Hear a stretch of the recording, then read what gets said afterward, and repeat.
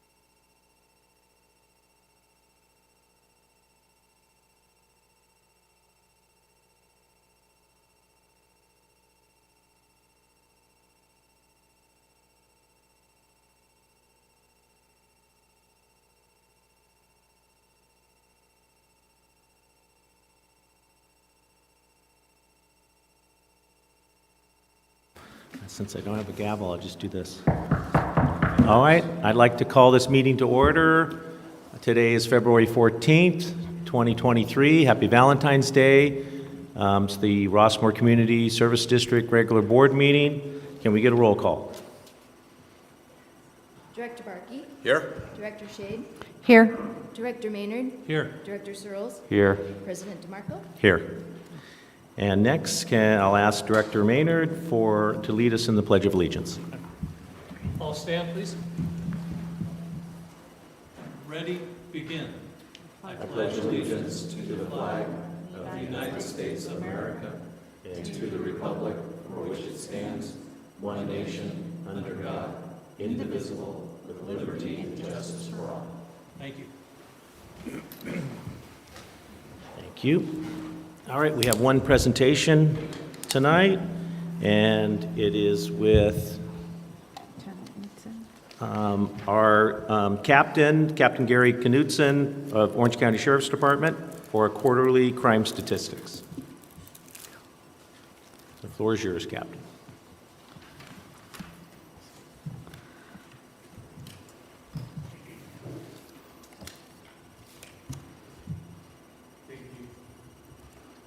Thank you, Director DeMarco and board members, for having me here tonight. And here I have a remote control now. Nice.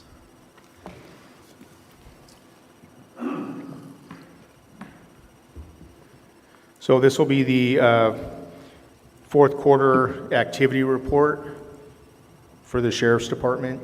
And I'd previously mentioned to Mr. Mendoza that one of the things that happened last year was the transition by the Department of Justice from the Uniform Crime Reporting System to now what's called NIBRS, National Incident-Based Reporting System. It allows for a little more kind of finite reporting, so it breaks things down into smaller categories. The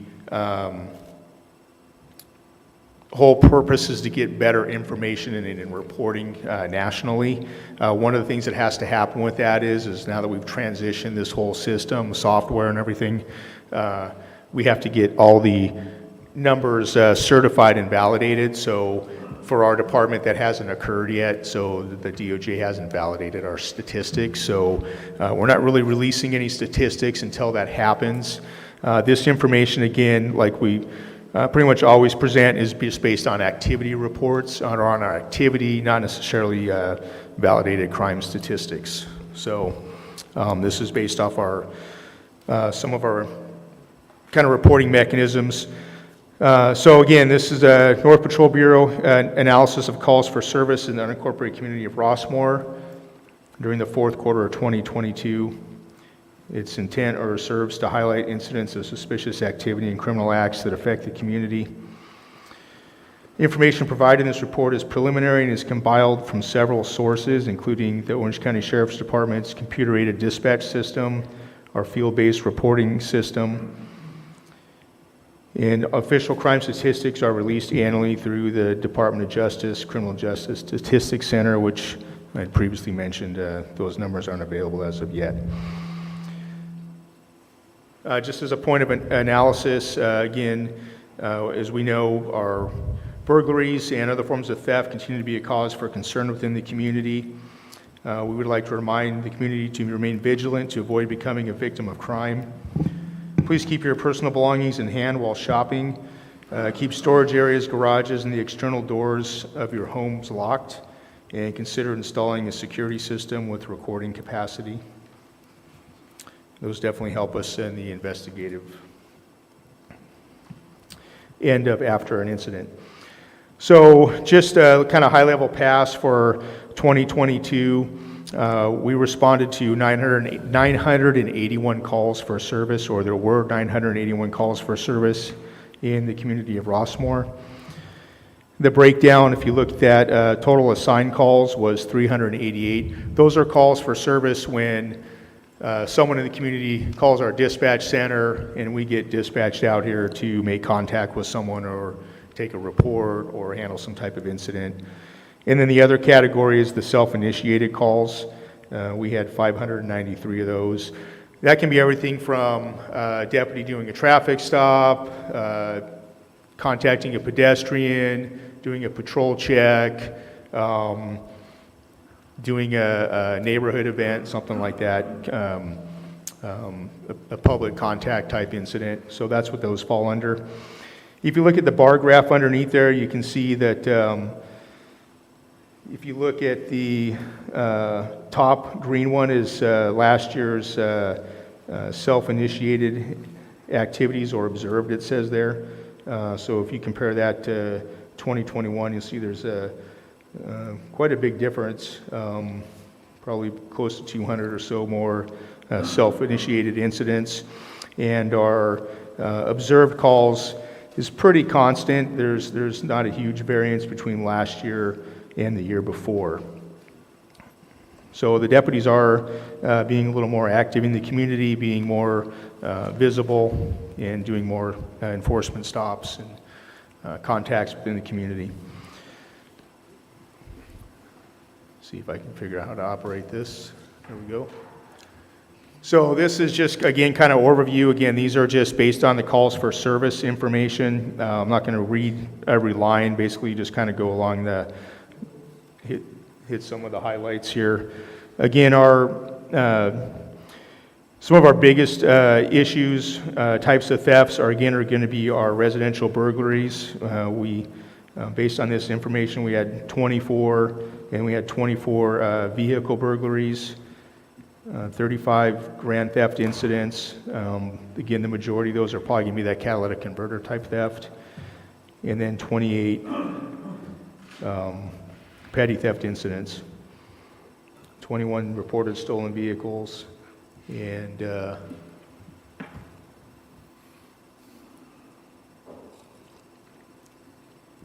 so if you compare those to last year's, or I should say 2021, there's some variances. Overall, looks like we're up plus 7 incidents in those categories. Again, probably our biggest increase is going to be our residential burglaries and our catalytic converter thefts.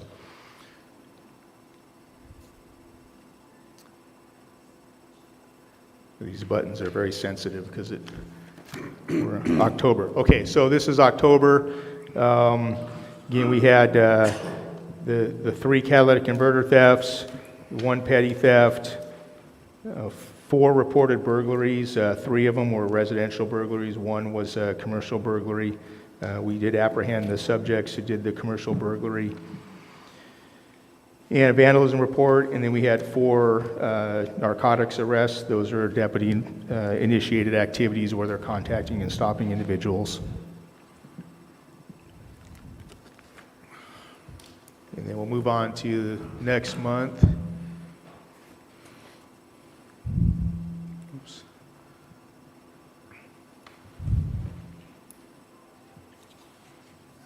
I think I'm going the wrong way here, sorry.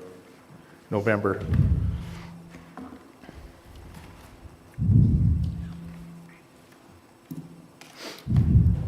So November, 2 grand theft incidents, one of them was a catalytic converter theft, 2 petty theft incidents, 2 of the residential burglaries. We had 6 vandalism reports. Some of them were pretty minor, but nonetheless were vandalism reports. The 1 stolen vehicle, a domestic dispute, missing child that we located, and then 2 narcotics violations.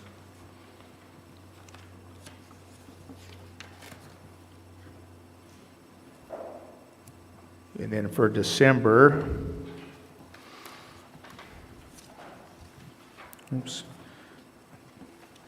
So December, we had actually 5 catalytic converter thefts, so we got hit pretty hard on those. 4 of them were on one night, the 15th. We had 4 petty theft incidents, a couple of package thefts, and a bicycle taken from the carport, 2 residential burglaries, and then 1 that was categorized as a robbery report, and it was a catalytic converter theft that basically the homeowner challenged the suspects. So since the suspects took the property using some force or fear, then that was turned into basically a robbery report for that type of incident. 1 vandalism, 1 assault with a deadly weapon. That was a family-related incident, and then 3 of the domestic violence incidents also occurred.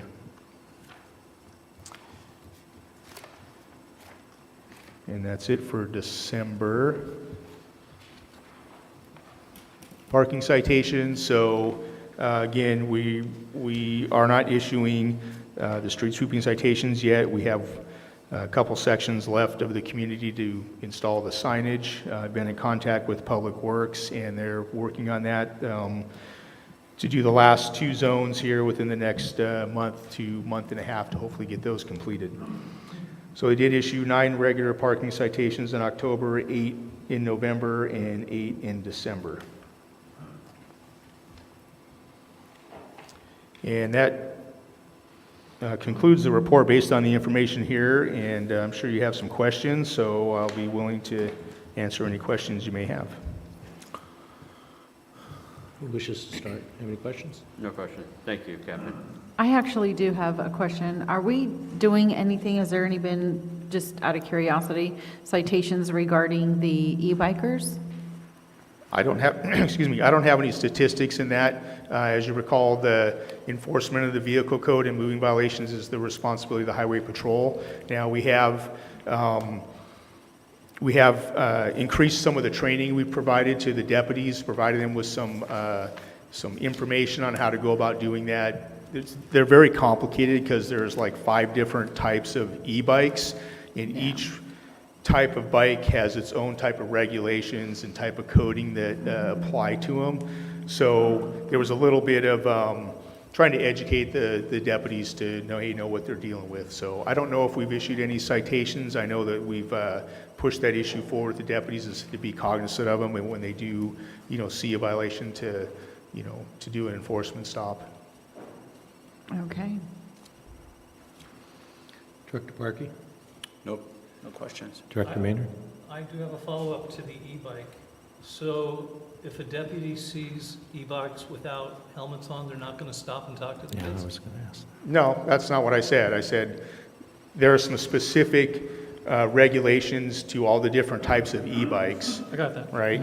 And the deputies have been provided some training information, and they're encouraged, if they see a violation, to take enforcement action. That would include not having a helmet, not having a light, not stopping at a stop sign.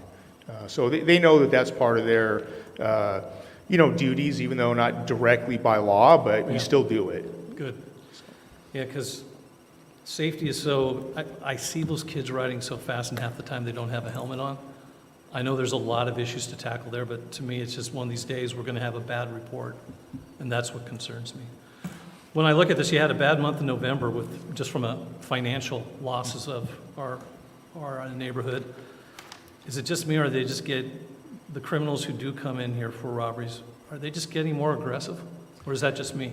Well, I think what we're seeing across the region is we're seeing a lot more of these types of residential property crimes, the burglaries.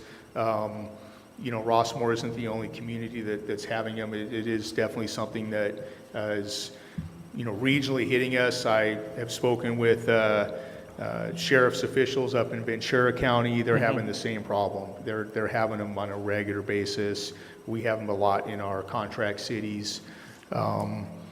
There's a lot of issues at play. One of the factors is you do have some of these very organized criminal groups that are committing these, and they have a very specific MO that they utilize. And there's some issues with a lot of these folks are traveling. They're here on a temporary visa, and they come to the United States to commit crime. So there's some federal law, issues involved there that obviously, we don't have any purview over, but it's definitely a component of what we're seeing regionally in California. I see that in the month of December, the pattern of these catalytic converters, like there was 4 hit in one night. So that leads us to believe that was probably the same group. I would suspect probably so. Again, these types of thefts have kind of evolved from, Right. A onesie, twosie type of theft, or, kind of an individual criminal going out and doing these, to, they've kind of sophisticated as far as, like, they have a group, they'll show up with, a car full of 4 people, so they can hit 3 cars at once, have a lookout, someone stays in the car so they can get away. So it is very organized. It's not just a random, one person showing up looking to, Yeah, I can see steal a that. catalytic converter so they can get a little extra money. They're in it. It's their business. That's how they, make their money. So. I feel like this is where our neighborhood watch could come in. Yeah, and I think with that, it seems like, the majority of the vehicles that hit are the Toyota Prius, and the majority of the time they're parked on the street. So if we can park them in our driveways, under lighting, motion lights, whatever, something to help kind of, prevent that issue, at least decrease our vulnerability with that. Do you see similar trends in the stolen vehicles? Because there's a lot of stolen vehicles in the last 2 years. Is it follow the patterns of the state that tends to be Hondas and Toyotas, or is it a different? Is there any commonality I there? think anecdotally, again, I don't have any Okay. hard stats right now, but anecdotally, it's my understanding the stolen vehicle reports are up, in the region as well. The sheriff would say that, we need to, restore some of our justice system is part of the problem. We have a lot of career criminals that this is what they do. They're out there to victimize people and to steal other people's property. And we don't have the mechanism in place to, prevent that. We arrest them. My deputies they take them to jail, and they're sitting there doing their paperwork, and they will see the person they just arrested get released and walk down the street. So it's, we have some challenges legislatively. I'm not here to, it's not my place, but I think there's some issues that probably are affecting the crime rate.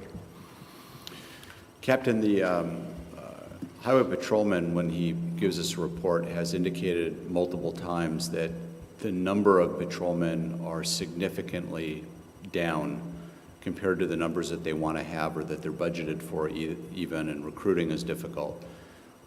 How does the Sheriff's Department stand as far as number of deputies versus the number of deputies that they want and recruitment and so forth? Yeah, we're in pretty good shape. I don't know the percentage, but I do know that our percentage of vacancy or attrition is below the average in the Southern California region. So we've done a pretty good job with that in recruiting and retaining, our deputies, our line staff. There are definitely challenges, that we do have attrition because of the way the department expanded, 30 years ago. We're at this time frame where, hey, we're at the end of people's careers that they're leaving, and you got to bring new people in. So there's some startup time to get new folks, hired and trained and out, in patrol. But overall, we're in pretty good shape as far as our number of deputies that are on the street. Okay, Captain, I have a few questions. Again, thank you for coming here and presenting this information. We all appreciate it. On your call information, are 911 calls included in those calls? Any call that comes to dispatch Okay. that we get sent out here for. Is there,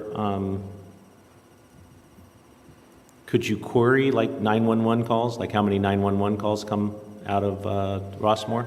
Is that something that could possibly? I don't know for sure, but I'm sure it's a possibility. Okay. And in terms of,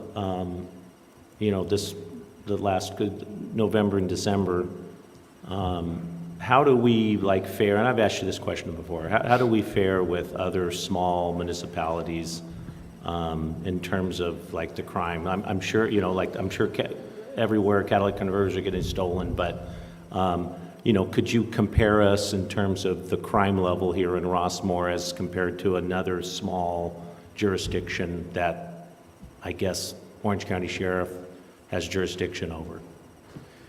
Yeah. And how would we compare? That's kind of hard to do, again, without finalized stats. All I can say is anecdotally, again, the same trends and things we're seeing here are happening in not only the areas, that my bureau covers. Our contract cities in South Orange County are experiencing the same issues with the residential burglaries, commercial retail theft, catalytic converter thefts. Also, some of our, the other communities in the area, especially like Anaheim Hills, Orange, again, they're experiencing the same things that we're experiencing up here. I don't know if that answers your question. It's kind of the best I can provide at this point. There was a recent burglary. It was sent out on Nextdoor. I don't have a date, but it was very recent. Helicopter was over. Let me see if there was a what's that? Well, I don't know. Was it 20? Could you? Has there been a recent burglary just last night that you know of? Yeah, we did have a reported residential burglary last night. That the homeowner heard some noises, thought someone was in her house, called 911, and was astute enough to call right away. And she turned on a light inside the house and then heard someone run out. So she ran out. Fortunately, wasn't injured or contacted by the suspect. I believe she kind of twisted her ankle or something when she ran to the neighbor's house. There was no loss in this incident. So yeah, we did have a pretty big response. Multiple patrol units, the helicopter, K-9 units showed up to search for the suspects, but they were unable to find them. In that incident last night, was there a deputy in Rossmoor? Do you know? I don't know. Do you know on December 15th, when all those catalytic converters were stolen, did we have a deputy in Rossmoor? I don't know if we had one in, again, to go back to what we've talked about before, Rossmoor is in one of the patrol beats and it's staffed by a deputy. Whether or not they were in Rossmoor at that any given moment in time or on another call for service somewhere else, I don't know off the top of my head. Do you track response times? We do. Have you looked into response times? Because I have no idea what our response times are. We don't track them. To the best of my knowledge, they're not broken down by the unincorporated communities. So if you're Rossmoor, if you're unincorporated Tustin, if it's Santa Ana, Orange, all those numbers go into one pool. So I don't think that we have a mechanism to break them down by each community. On the catalytic converter loss value, where does that value come from? Like some of them are at $1,000, some of them are at $4,200. Again, I don't think you can get a catalytic converter for $1,000, but I'm just curious. I just saw a huge range of price. Where does those prices come from? That's going to be based on when the person who's reporting it makes an estimate to the deputy who's taking the report, and they maybe have a discussion as far as what they think the perceived value of it is. We don't go on Kelly Blue Book or anything like that to ascertain an actual So it's the value. victim telling, kind of giving a rough It's a idea. ballpark All right. value. That makes sense. Tony, can I ask about Sure. the response time? Sure. So a 911 call is placed, dispatcher answers the phone, dispatches the deputy arrives, contacts 911 that he's at the location. Is that the response time? Yes. So there should be a way, Rossmoor specific, for any particular incident, for you or someone to get at those statistics, because there's only a handful of 911 calls and so forth. You could tell us each one of those, the time between the 911 and the response of the deputy. We could know that. Or is there a reason specifically? Maybe this is a thing. We don't want to get that granular for the public to know how long it takes for a deputy to get to a particular area in a particular city. Maybe that's not publicly disclosed, or is it just statistically, it's all in one, so we can't break it down? I don't know the answer to your question specifically. I know that we break things down by contract city and then by the unincorporated division. So you have a southeast unincorporated in South Orange County. So anything that's unincorporated falls in that district, for lack of a better term, and then the north unincorporated, it's just the way the system is designed, it just, that's the way it tracks it. Because we don't have huge volume, is it possible for you to request specifically response times on the handful of calls per month that we get, just so we can know? I can look into it, but I don't know if that's something And we're maybe able to do or even not. on, that's a very good question, Director Barker. Because the concern, I mean, we want to feel, listen, as you know, I'm part of the department. We love the department. We love our deputies here. They're wonderful people, but we want to make sure that most of the time when there's a call, there's a deputy locally, because we think that there should be. And if we're discovering that a lot of these calls, 50% or some number, that the deputy is being diverted elsewhere because there's calls in Stanton, et cetera, then we'd want to know that and have a conversation to see if we can fix that problem.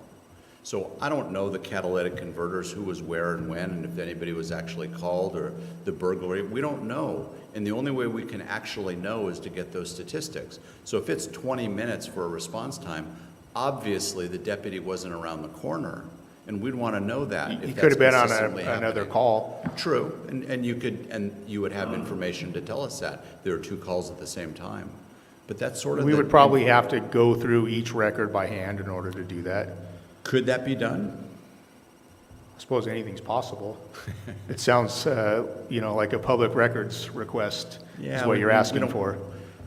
Yes, but we don't want to formally do that. I mean, we probably could, but it would be We don't much have a easier. mechanism in place right now to track it the way you're asking, and, that's, So the question is, could you ask whoever it is to ask? You could assign a reserve to go do a little statistical work for an hour and probably get this data. I'd be happy to volunteer. And I would say it's not even the catalytic converter call, unless it's happening at that point. It's the burglaries where, it's like happened last night. I would be I mean, it sounds to me like, from what you're telling me, the response time was short.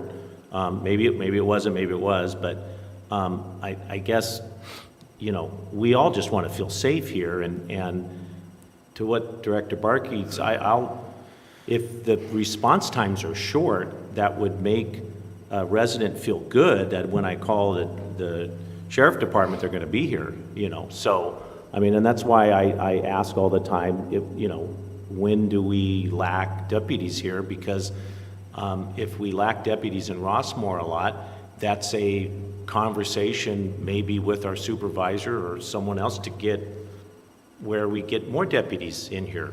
So, I mean, it's all about being safe and being secure, and we're seeing, you know, an uptick, certainly in December, on theft and burglaries. I don't remember the last time there's a $60,000 loss on a burglary. We had 2 of them.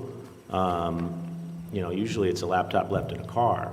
So it just, when a resident picks up the phone, calls 911 or calls the sheriff's department for an incident that they need the deputy, I just, as a board member, I just want to make sure that we're getting quick response times.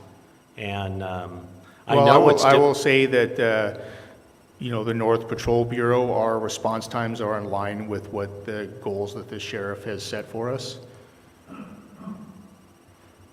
Okay. I don't know what those, again, Well, I don't think it would be prudent, you know, we don't want to advertise to the criminal element, Sure. you know, our deployment and, you know, certain issues. But I will tell you that our response time is pretty good if you compare us to the average in Southern California. And And I'll also tell you that, like I mentioned before, that the Rossmoor area is part of a patrol beat from the west side deployment of the North Unincorporated Orange County area, and there is a deputy assigned to the Rossmoor beat 24/7. Now, that doesn't mean that they're, Sure, they get... you know, just like the deputy assigned to the Anaheim beat isn't always in Anaheim all the time. Sometimes he's in Midway City helping out. Sometimes there's an unincorporated Garden Grove pocket he's got to go to. We have unincorporated La Mirada we have to respond to. We have Bolsa Chica wetlands. You know, we have a lot of terrain to cover with, you know, a finite number of resources. And do you know if your deputies are utilizing the office space here at Rush? I know some of them have. We have keys that we've been handing out, and Great. it's kind of up and running, so it's just kind of getting everyone, Good. you know, accustomed to coming in and using it. We appreciate that. Yeah. So, I any other- excuse me, appreciate it getting put in. I think Yeah. we had one a long time ago, and I don't, you know, somehow it, Well, let us know if you need more space. We'll give, right? this room's pretty nice. With food. Yeah, food. Anything? I was just going to add that what happened last night, it sounds like you had really good time, but you showed a great amount of force when all of a sudden, because the scariest thing for anyone is going into your home, it's dark, you flick on a light, and you see some person running by. That's frightening. Sure. And the fact that you had copters in the air so fast, I want to commend you and the other deputies for that. Thank you. If there's no other questions, Captain, thank you very much. Oh, yes, Mr. Mendoza. Well, well, Captain Knutson is up there in the mic. I would like to make sure he clarifies what's going on with our street sweeping. I have it in the back, but I might as well go over it with you. All signs aren't installed yet. We're still looking at phase, I think, 4 and 5. And Right. That's the northwest Correct. section of Rossmoor. Correct. And until that's done, we are not ticketing. So I just want to make sure everybody's aware of that. Correct. Yeah, until all the signs are up, we're going to, you know, refrain from issuing any citations until the whole community is properly signed. And then once they're all up, there's a plan to try to evenly enforce the parking as best as possible? Yeah. Great. Yeah, and I will say that the community service officer who's been up here, you know, quite frequently, he says there's not very many people parking on the streets and the street sweeping. So, I mean, that's good. That's what we want, That's you know. great. Great. Okay. Thank you, Captain. Thank you. All right. Appreciate it. All right. That's no more presentations, no additions to the agenda. Any additions to the agenda? I'm going to open up public forum. There's not that large of a crowd. However, I would say just to keep the meeting running, how many do I have here? Oh, 4. One more. Oh, fine. I don't know. I'd like to keep it to about 3 minutes of public comment, but let's see how that goes. So the first person, Michelle Fieldson. We also have 2 people on Zoom as well. Oh, how many people do we have on Zoom total? 2. 2. Okay. And we have 2 questions on Zoom? If you guys would like to speak, But if it's related to- David or Oh. Sue, No, this is just, oh, wait a minute. One more. Okay, so we have if I will open it up for the, where's our pickleball? H1, so if you want to discuss H1, about the 90-day pickleball program, we will have a separate one on that, okay? So it doesn't say here, so Michelle, pickleball, right? Okay, H1. H1. And Rob Kaplan? H1. H1. Jody Rabanis?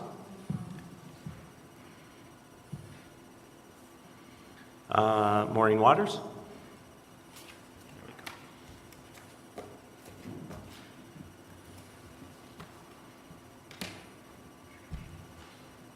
Bring that down. He just blew down.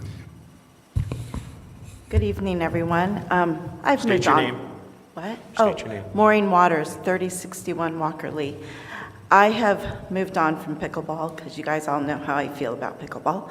But I'm here to do a public service announcement. On Thursday night, there's going to be a community meeting, I guess, kind of put on by POCnow.org, and that's protectourcommunitynow.org. And it's going to be regarding the Los Alamitos, Seal Beach, Orange County housing elements, and specifically talking about the Lamson project and the ones in Los Alamitos, what the residents can do, getting the residents informed. A lot of people don't even know what's going on. And it's all anticipation of the February 21st, next Tuesday, the Los Alamitos City Council meeting. And it's a big, we're just trying to inform people before then because we want the project to be scaled down, most likely, to fit the neighborhood. To fit Thursday the scale. Here? It's Thursday here. The meeting starts at 7 o'clock. The doors will open at 6:30. Yep. Can you So- tell us more about the organization putting on this event? So it's a grassroots neighborhood effort. Okay. And it's the people, I've been, I don't want to say dragged in, but I've been brought in, I'm kind of like helping with the agendas and just background stuff. But it's residents from Los Alamitos, Rossmoor, Seal Beach, and West Garden Grove are the ones that are kind of spearheading it. And it's called protectourcommunitynow.org. That website is up and running. You can fill out to be informed. They'll let you know via text about things. And then they also have the ability, like if they just want to get something out to Rossmoor, they have that ability to just get it out to Rossmoor or just get it out to West Garden Grove. But I want to make it known that the meeting on Thursday night is for everybody in this area. It's not just for Rossmoor. So, thank you. Thank you. Ralph, I'll save you for pickleball. Kara Churchill? This is staff reports. Okay, so you have one H1 and then 2 staff reports, correct? Yes, sir. Okay. I have a couple short items. I went to a LaSalle City Council meeting, and their police department made a presentation on a program that they have created for e-bike public safety. The sheriff, or their city police department went to a lot of trouble to create a very sophisticated program. It may be something that your liaison between LaSalle and the district might want to discuss to find out if there's a way to coordinate what we need in our district with what their police department has already created. I'm glad to hear that the sheriff's workstation is here. I did see more officers patrolling the neighborhood recently. There is one point about the catalytic converters that may be of interest to you. In driving around the neighborhood, there are a lot of people who use their driveways to park RVs, boats, trailers that aren't hitched to anything, and those vehicles block their access to their garages. So they're parking on the streets, and that may make them more of a victim as opposed to whether they use their driveways or they're able to use their garages. So they may want to think about storing these other vehicles so that they can actually get into the garage and protect their cars. With regard to the meeting on Thursday, I've been involved in that since the beginning. I attended the LaSalle City Council meeting. What's going on is that the state has mandated that cities and the county update their housing elements, which are under the umbrella of their general plans. The state has required the cities and counties to find and locate properties where additional housing can be built. And these housing densities are being increased from maybe 20 per acre up to 40 per acre in houses. And several of the projects are on Rossmoor's border. And that's how I became interested in this. When I went to the council meeting in LaSalle, I go, wait a minute, this particular project is over at the shops at Rossmoor. They have written, one of the LaSalle parks is 4 acres, and they want to cut it in half, and they want to build like 40 housing units per acre on the 2 acres that they're taking out. And the staff report says, well, we'll just send the people over to the Rossmoor community and they can use their parks. And then I see letters between Seal Beach and Los Alamitos where they say, yes, we're going to have this development, but whatever you do in Seal Beach is going to impact Los Al, so we want a letter saying that you're going to contribute to the cost, that it impacts our city as you do development. Now, from what I can tell, the property owners in Rossmoor were not given individual notice of the housing element updates for either Seal Beach or Los Al, so we didn't have an opportunity to participate in making comments before these elements were updated and they're sent to the state of California. The state of California has a law that allows any individual or any group to comment on these housing element updates. So the meeting that they're having on Thursday is to educate the people in Rossmoor about what is going on with regard to Seal Beach and Los Alamitos and the County of Orange, because they have their own housing element, and the potential impact that it will have on the neighborhoods for traffic and parking and additional people using our facilities. So I would encourage the general public to try and attend those meetings. It is very important, and these are long-term plans for over like the next 9 years, and it could have a significant impact on the quality of life. Thank you. Thank you. All right, that's all I have. The other remaining will be on the subject of the pickleball. Can I speak on pickleball now? Sure. Okay. On pickleball? I thought we were waiting for Well, H1. You can't wait for H1?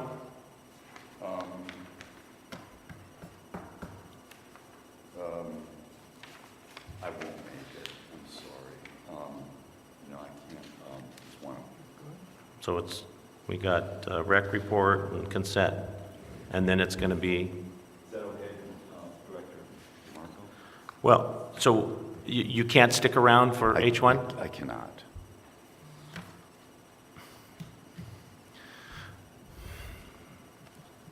Go ahead, speak on pickleball. Okay, thank you.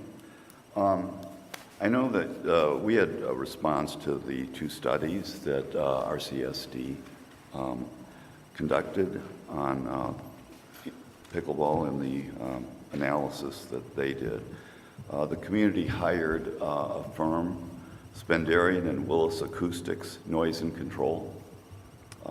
This firm is one of the nation's most experienced and capable acoustic experts in pickleball analysis. It has been involved in more than 24 pickleball court projects across the nation.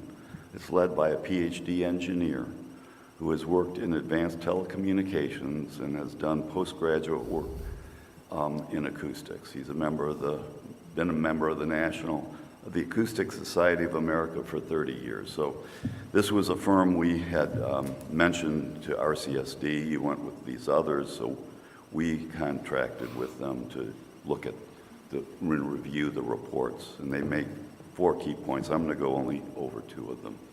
The other 2 can be brought up later.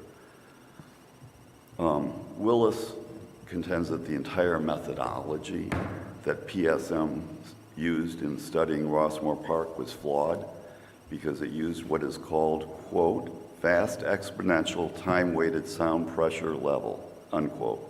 In simple terms, it means the measurements were averaged over a longer period of time than the very fast impulse noise of a pickleball hit, okay? It is like judging the top speed of a person, the top speed that a person walks by averaging it over a mile, saying it's 2 miles per hour, instead of measuring the fastest 100 yards when the person ran at 6 miles per hour. Willis says that could introduce as much as a 100% error in the reported loudness.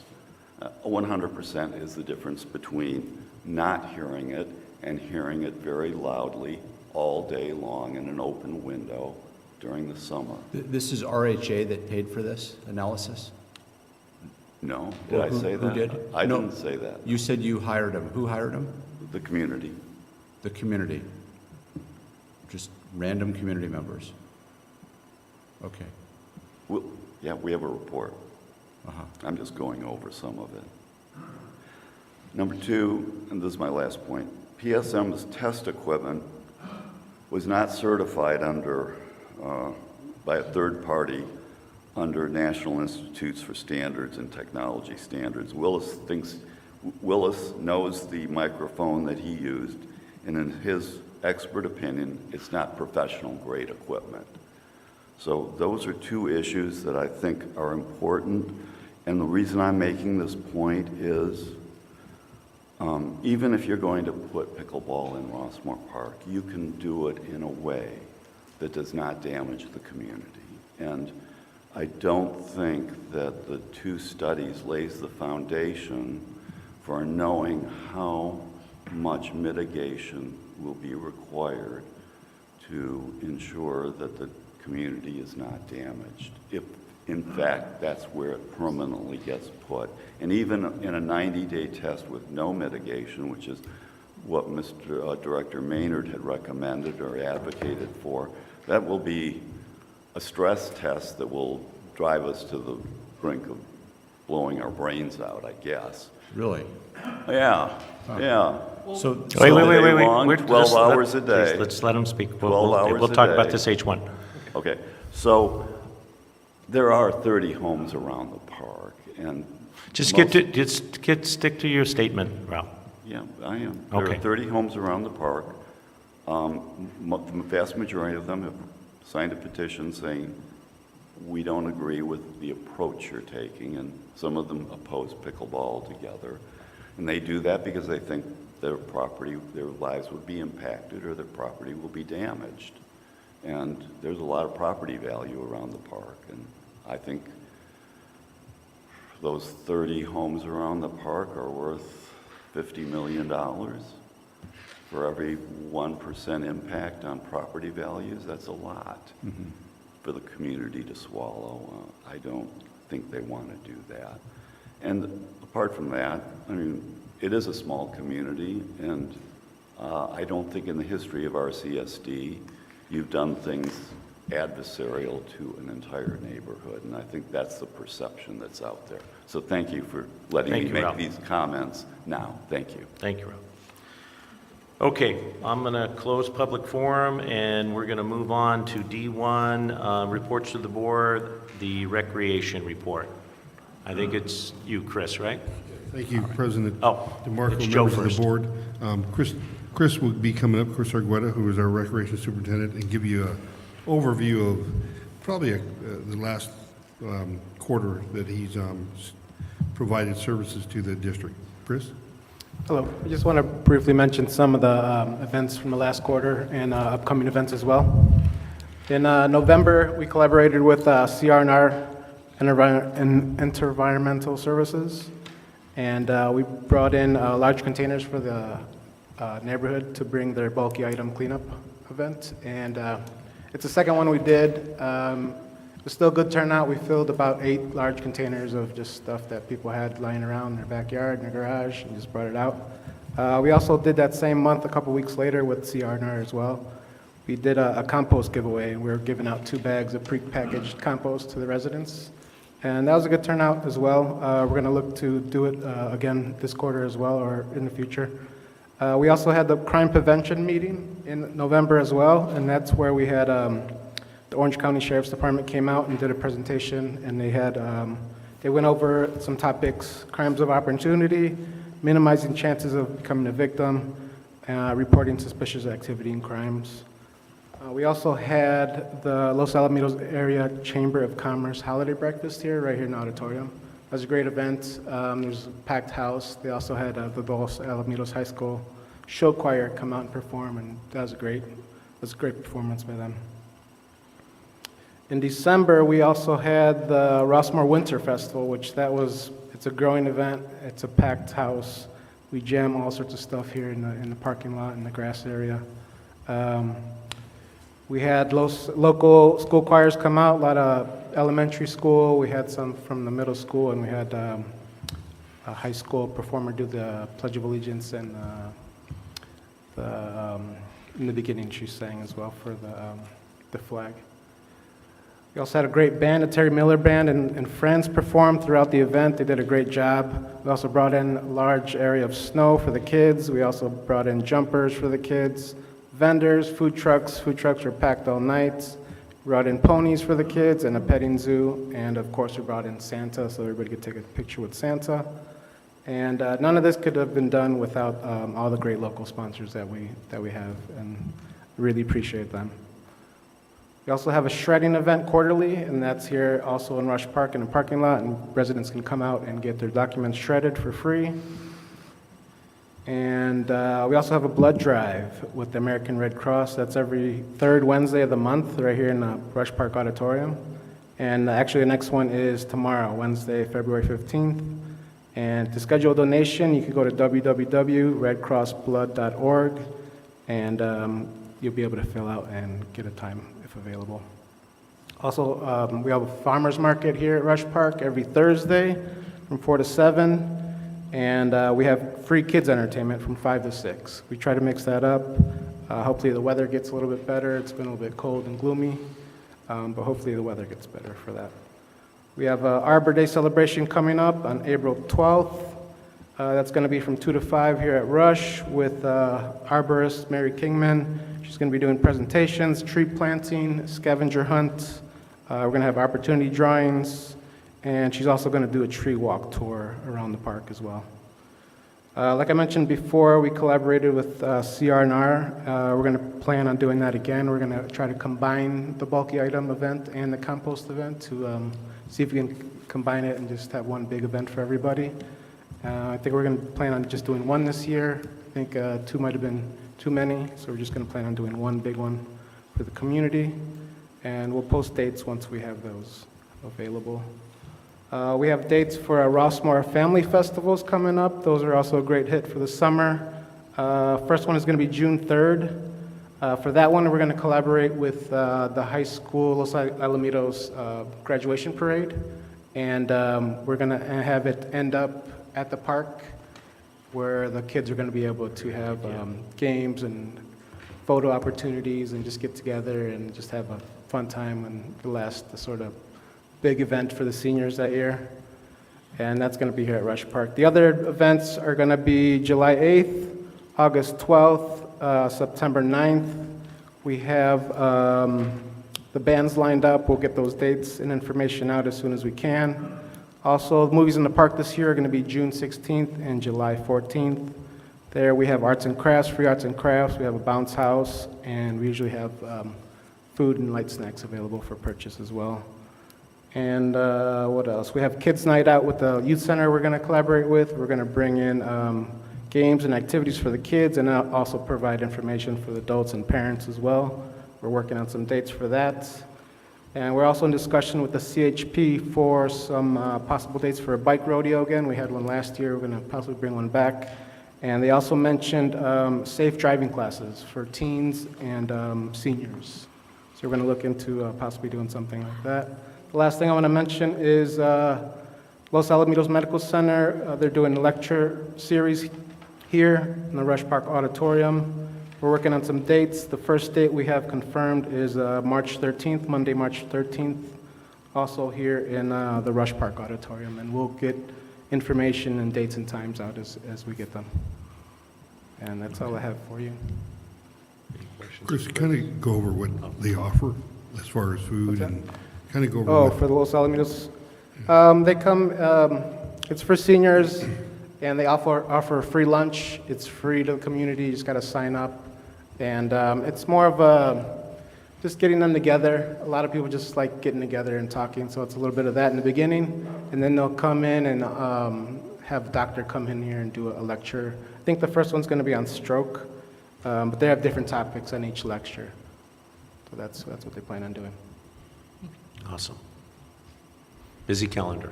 It is. We're gonna keep adding to it as well. Keep you busy, Chris. Yeah. Any questions? Can I just say, Chris, you do a phenomenal job. Thank you. I work with you directly, and I see everything that you do and everything that you planned, and someone has trained you really well. Thank you. You do an amazing job, and I enjoy working with you a great deal. Appreciate on it. all our collaborations, and I look forward to this next year. Yep. Thank you. A lot of good stuff. Thank you for everything you do. Thank you. Thank you, Chris. Thanks. Have a good night. All right, moving on, consent calendar.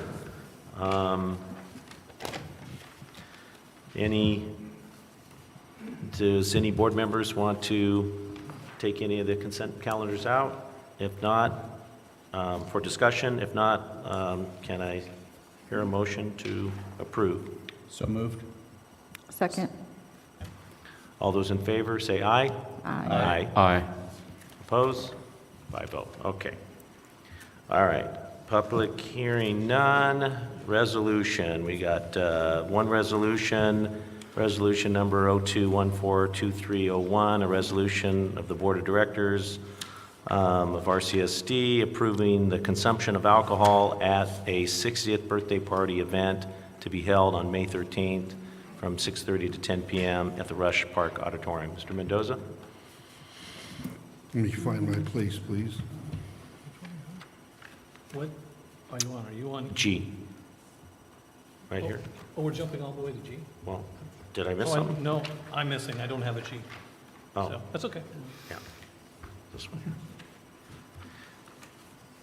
I think they're having a big party and they want to Sounds like I have it. adoption. serve some champagne. I have an adoption, something else. Yes. So we're at H, right? No, we're at G. For mine, it says G. Well, yeah, but that's the resolution. Resolutions. Okay. But there's a follow-up. Oh, so you want me to jump On to, H2. oh, H2. Yeah. So we did an addendum to the agenda, President Markle. You're right. Because You we did. You handed forgot it to to put me. the reso, but it did. coincides with our report on H2.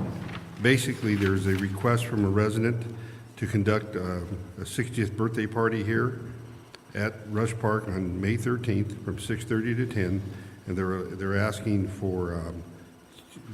for consider the consumption of alcohol, not the sale of alcohol, but the consumption of wine and beer. They will abide by our regulations, and we'll have a security guard on site, and we will have our staff on site also to monitor the situation.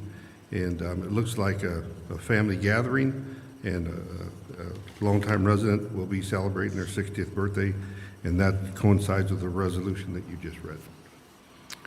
Okay, so are we voting on this resolution, or are we voting on H2? Both. I would take H2 first and the resolution, I believe. I'll turn it over to Tarquin to give you the sequence. I would award the entire item to be taken. Okay, so, thank you, Tarquin. So, the resolution in G, and then I'm going to take H2, application for dispensing of consumption of alcohol, and we just need a motion to approve. Any questions for General Manager? Everything's per our policy, correct? Everything's, To the T. the policy's attached and everything. They're renting our building, they're Everything just, will be followed. they want to be able to serve alcohol, so they have to abide by policy, Yes. which includes us granting the resolution, correct? Yes, sir. Okay. Okay. I'll make a When is motion. the party? What? When is it? It is It is on May May 13th. 13th. May 13th. Is that, let's see, what day of the week does that fall on? Is that a Saturday? Saturday, yes. Why? She's expecting an invite. No, I'm just thinking like traffic. Thank Is you. it like, that's Mother's Day, just everything? Consider everything. Let's see. All right. Do you know, do they have an do they have like a guest list count? Is there going to be a, 250. oh, does it say that there? Somewhere there, I read Oh. 250. A 250? popular person. It's going to be a fun party. Wow, that's a big party. Yeah. That's why I was there. Okay. Anything else to add, Joe? No. Okay. Like I said, I think it falls within Mother's Day our weekend. policy. We don't do very many of these. So it's a good test to see how we're going to handle it, and I'm sure I will be dropping in and making sure that You're going to have a staff member we're going here, to have a staff member here, and they will have a paid security guard, at least one. at least one paid security. 250. I don't know.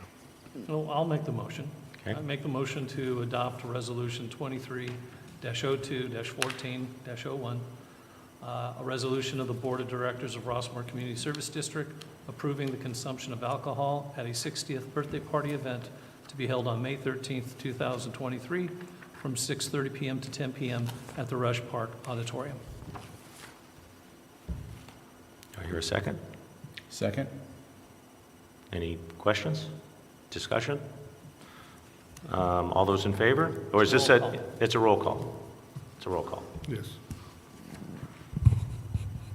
Director Barkey, Aye.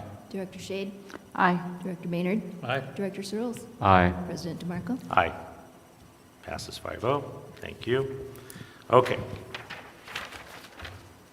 H1, report of the Parks and Recreation Committee regarding the proposed 90-day pilot pickleball program in Rossmoor Park. Mr. Mendoza. Thank you. Thank you.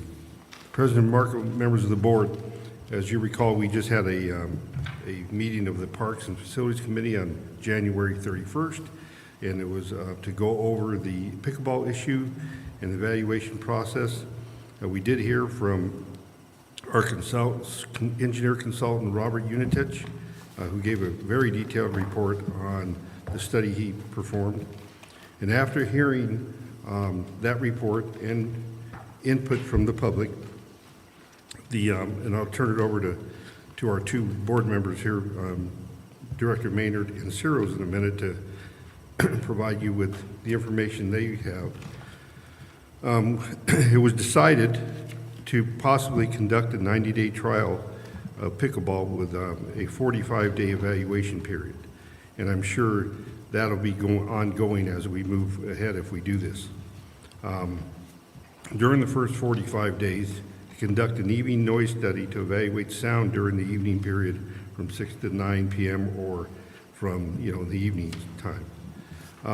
Utilize tape to outline 3 pickleball courts on tennis court 1. Utilize 3 portable pickleball nets during the study. Rent noise mitigation material to be installed on the northeast section of the tennis court 1. Cost for renting 27 panels is approximately $3,000 for the 90-day period at max. The first month is $1,000, and I believe every month after that it's $700. And if we decided to go long-term, that money would be, half of that would be put towards the purchase of the net of the sound mitigation material if we desired. Provide pickleball to the community from 9 a.m. to 7 p.m. during the first 45 days. Charges $6 per hour per court for pickleball and allow walk-on play during non-reserved hours. We did talk about tennis, but I think after giving us some thought, I think it should probably just be pickleball only and just to measure how much use it's going to get. The other one, the $6 per hour, is very gracious. That's $6 per hour for court, so 4 people could play for $6. I've heard, and I haven't had time to do the research, I don't know if Chris is still here, I've heard that the Seal Beach Tennis Center and Pickleball Center is charging $6 per hour now per person. Maybe I'm wrong, but I'm going to check. How much? Okay, so they went up for 2 hours, okay. Per person though, correct? Okay. Add appropriate signage outlining hours, tennis, and etiquette. Suggested equipment specification will be posted. Increase supervision of the courts as needed. In summary, the process to be considered, we considered all viewpoints. I want to point out that the RCSD board has been looking at this issue since April 2022. In the report is Josh, can you put up the timeline? Good job. Did a good job on that. Who did that? She did, yeah. That's not not it. The pickleball timeline, Josh, a green. Okay, so that outlines every meeting we've had since April 22. And talks about what meeting took place, where, if it was a Parks and Facilities meeting or a board meeting. And so it takes us up to tonight, and I will be happy to answer any questions, but I think the board ought to be commended on thoroughly looking into this and listening and taking into account all the input that we've received. Before we get going with any other input from the public, I believe Carolyn has some input she would like to give that we received. As you know, by 3 p.m. today, residents or anybody can give us input so we can go on record. And so she'll summarize that. Thank you, President DeMarco and members of the board. We have 12 pieces of written correspondence that were submitted for this item, H1. The following Rossmoor residents each expressed their written opinion in favor of a 90-day pilot pickleball program in Rossmoor. Gary Jones, Regina Poyer, Mylene Matthews, Allison Jones, Don Smith, Keith Matthews, Aaron Onestad, Maureen Waters, Susie Smith, Jeffrey Hareen. I also received correspondence from Michelle Fieldson. She submitted a list of questions she would like to have addressed. I have A, B, and C. What would you expect to learn from the trial? What data will be gathered and how will it be quantified objectively? And do you have a detailed financial analysis for the project, including costs incurred to date? Also, correspondence was received from Art Remnant with a list of questions posed by the RHA board with regard to the following. What is the urgency for pickleball?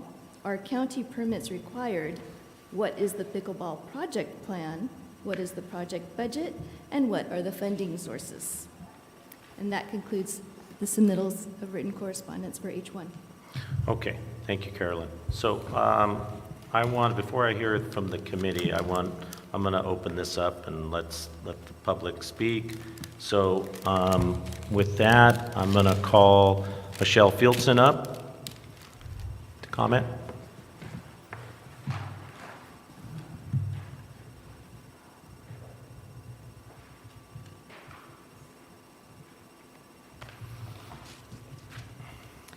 Hi, I wanted to discuss just a little bit as to the finances and the budget, but more as it relates to Rossmoor Park and Proposition 68 and some deferred items of maintenance and improvement. The Prop 68 grant included replacing playground equipment at Rossmoor Park at a cost of approximately $150,000. It was also identified as the single capital improvement earmarked for fiscal year 21-22. It was an appropriate request to the state since the playground equipment was installed in 2009 with an expectancy to last until 2022. This needed improvement, however, was never budgeted.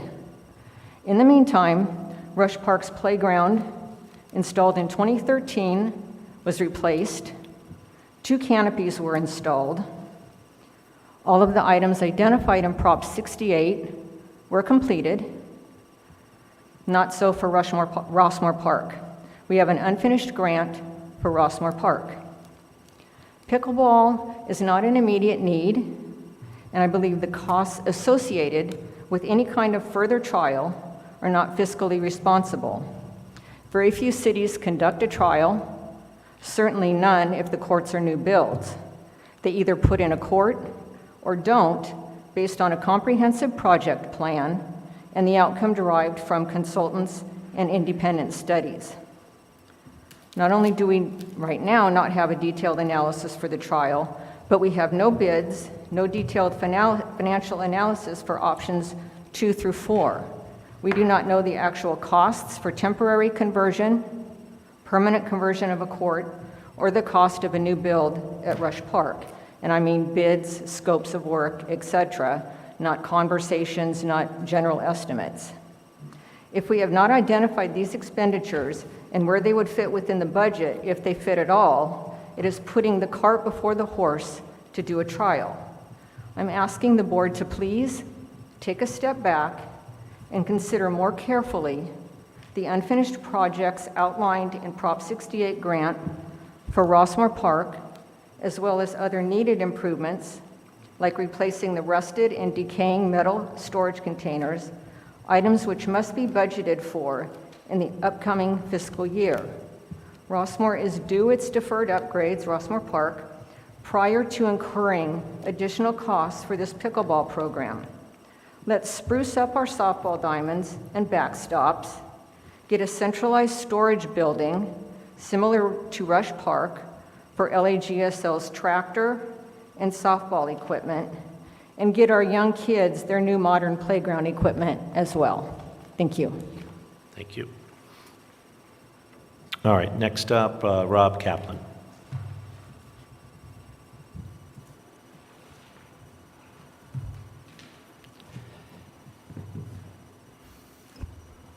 Thank you. We've obviously had a number of conversations about this over these many months. And I think, though, that to say that there's been a complete review and we're ready to make the proper decision to move ahead is wrong. I remember when I was a young, eager learner about to start on my career, a mentor told me very, very good advice. Don't just do something, stand there. The counter to the obvious. We have so many things that are missing links here. As was alluded to, a review of the sound studies shows that they are deficient.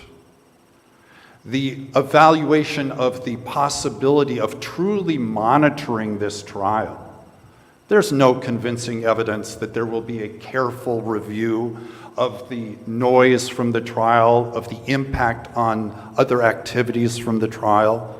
That certainly did not happen in the brief 3-day trial.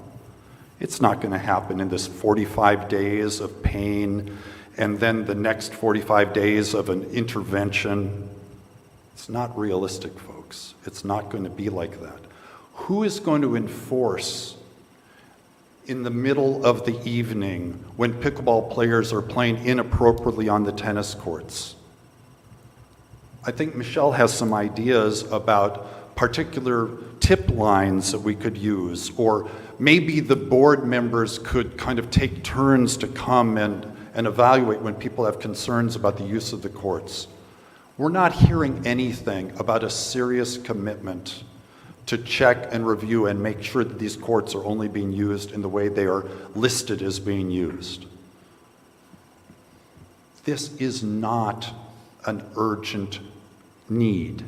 It is not an urgent need. A fun activity for some people is not a public policy reason to change in a fundamental way a park like Rossmoor Park. Thank you. Thank you. Jody Rabanis.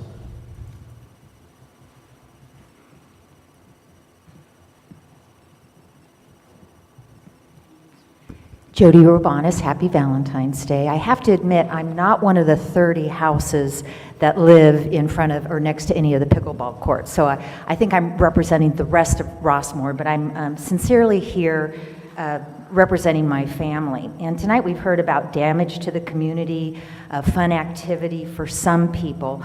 I want to share just a quick story about my family growing up here in Rossmoor. My husband moved here in 1975, and he has not such great memories, but he learned to play tennis here on Court 1 in Rossmoor, and he went on midlife to become a 4.5 tennis national champion. He got to be a really good tennis player. But no one else in the family joined him in his love of tennis. Last Thanksgiving, my mom, she lives inland a little bit, and someone in front of her house marked off a pickleball court.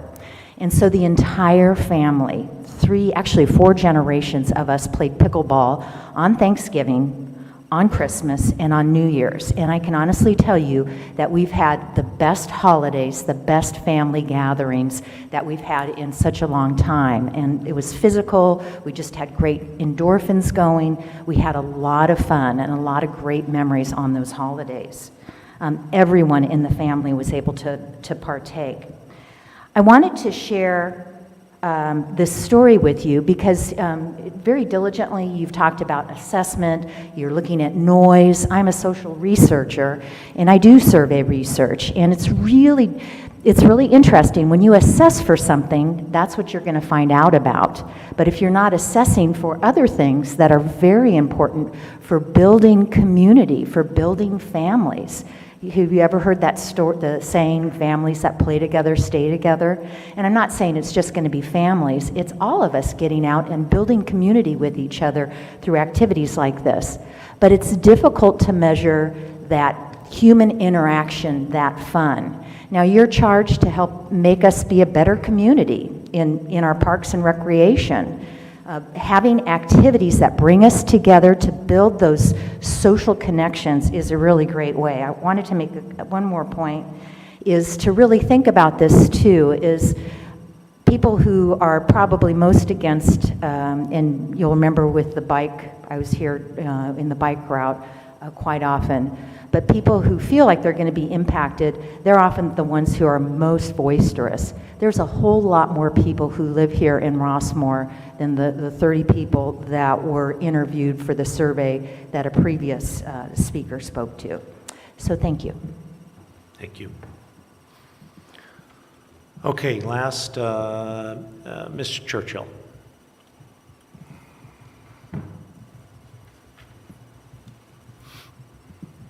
Thank you. I'd like to continue with Mr. Ralph's report. He had 4 points that he wanted to raise. I thought it was interesting that when Ralph indicated that the community had hired an acoustic expert to review the sound reports, that the first question was, who paid for it? I would have expected the first question to be, can I read it?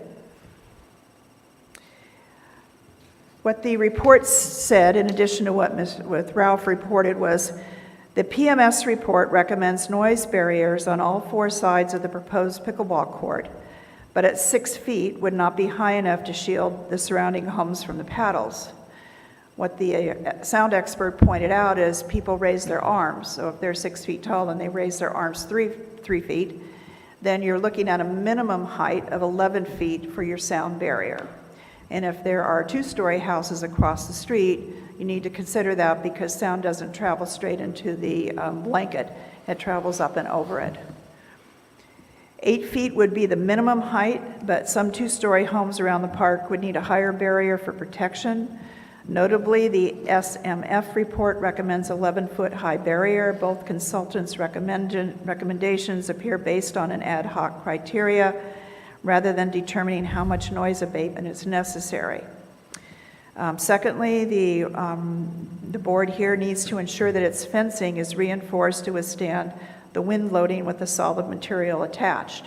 For example, you have fences around the tennis courts, but engineering-wise, you haven't determined whether those fences are strong enough to withhold the blankets and the padding that are required for the insulation to, as a sound barrier. So the expert says that you need to bring an engineering out here to test your fence lines to see if you have wind or rain that hits these blankets that makes them heavier, that could force your existing fences to fall over. So they recommend for liability purposes that that's part of the engineering study you do before you rent and install noise barriers. You wouldn't want anything to fall down in a storm and injure anybody on the court or outside of the court. Mr. Mendoza is a professional in managing parks, and he put together 4 options for the board to consider. The second option set forth a limited number of hours for playing pickleball on limited number of days. And this was consistent with the recommendation he received from your insurance carrier, who said that if you were under, if a community was receiving complaints about potential noise, or, for example, you had a sound study and you actually had people come into the committee meeting say, hey, wait a minute, I live across the street, I heard the noise, I went over there, I asked them to stop playing, I told them that they were interfering with what I could do in my home and teaching my kids because the noise went right through the windows. So Mr. Mendoza's recommendation is to have limited hours on limited days. Your stress test actually provides for 10 hours a day, 7 days a week, which is contrary to what your expert has recommended you do. So if you're going to have a stress test, I would respectfully request that you not have pickleball 10 hours a day, 7 days a week, in light of the recommendation of the man that you've hired and who has experience and who has considered the litigation issues with regard to noise about the neighbors. I also noticed that with regard to the proposal for the stress test, there are no conduct rules that you have proposed for individuals who may be reserving the courts. I provided Mr. Mendoza with a list of some perhaps conduct rules that you might want to at least consider. I don't see them in the staff report, so you probably haven't looked at anything like that. Other communities do have rules of conduct so that you can monitor and tell people who are not behaving and who are disturbing the neighbors or who are chasing kids out of the park or drinking or smoking marijuana or doing something inappropriate, that at least you have the ability to ask them not to return to the park. Thank you. Thank you. Anyone else? Anyone on Zoom have a question? There were 2, weren't there? Well, they were just on Zoom. I don't know if they had a question. Yeah, anyone on Zoom that wants to speak, go ahead and unmute your mic.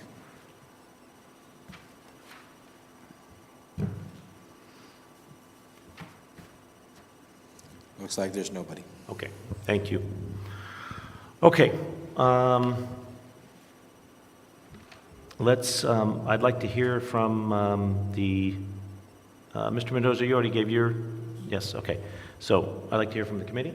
Okay. So Director Maynard, Director Searles. Sure. I'll start off and we'll collaborate together here. We had a meeting. It was spirited. There's a lot of opinion, and there's some fear about noise. The one thing that Joe, when he brought in his expert, he was very transparent. He was saying things that weren't necessarily for the pickleball cause. Oh, I'm sorry. Or for the other. He was just very blunt in the way that he answered questions, which I appreciated.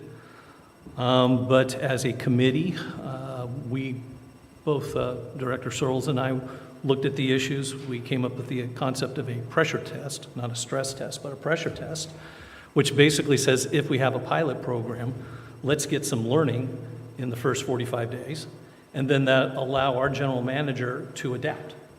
So out of a 90-day program, learn a little bit more, because one of the flaws that was in the study is they did not study sound at a later time of day when there's a different traffic impact that can possibly block out the noise. So, and again, jump in whenever you want. Director Searles and I worked together as a committee, and we're unified with a 2-0 vote to come back to the board with this pilot program that Mr. Mendoza is preparing. And in part of that was a pressure test for the first 45 days, but allowing him the management freedom to adapt. Did I phrase that close? Yeah, I think so. I would say the sound issue, we don't have measurements of ambient sound in the evening. So it wasn't just that we didn't have pickleball sound in the evening. We had no ambient noise. Okay. And so that is the first standard that Mr. Unitich brought up, in essentially kind of giving us a litigation concern. Is that's where some communities run into problems, is because in the evenings, now you really do get more residential concerns about noise. And he said, I don't have an ambient noise measurement in the evenings. And so I don't know, kind of stepping back a little bit, and I know I don't remember who spoke about it, but we had some days we would have pickleball in the evenings and some days we wouldn't.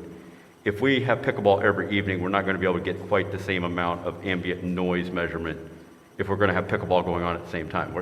Separating the two to understand how pickleball impacts it would be helpful. So I don't quite agree that we would have pickleball every night until 7 o'clock. I thought the study would be allowing nights where there wasn't pickleball, so you could tell the difference in a night where there's pickleball and when there's not.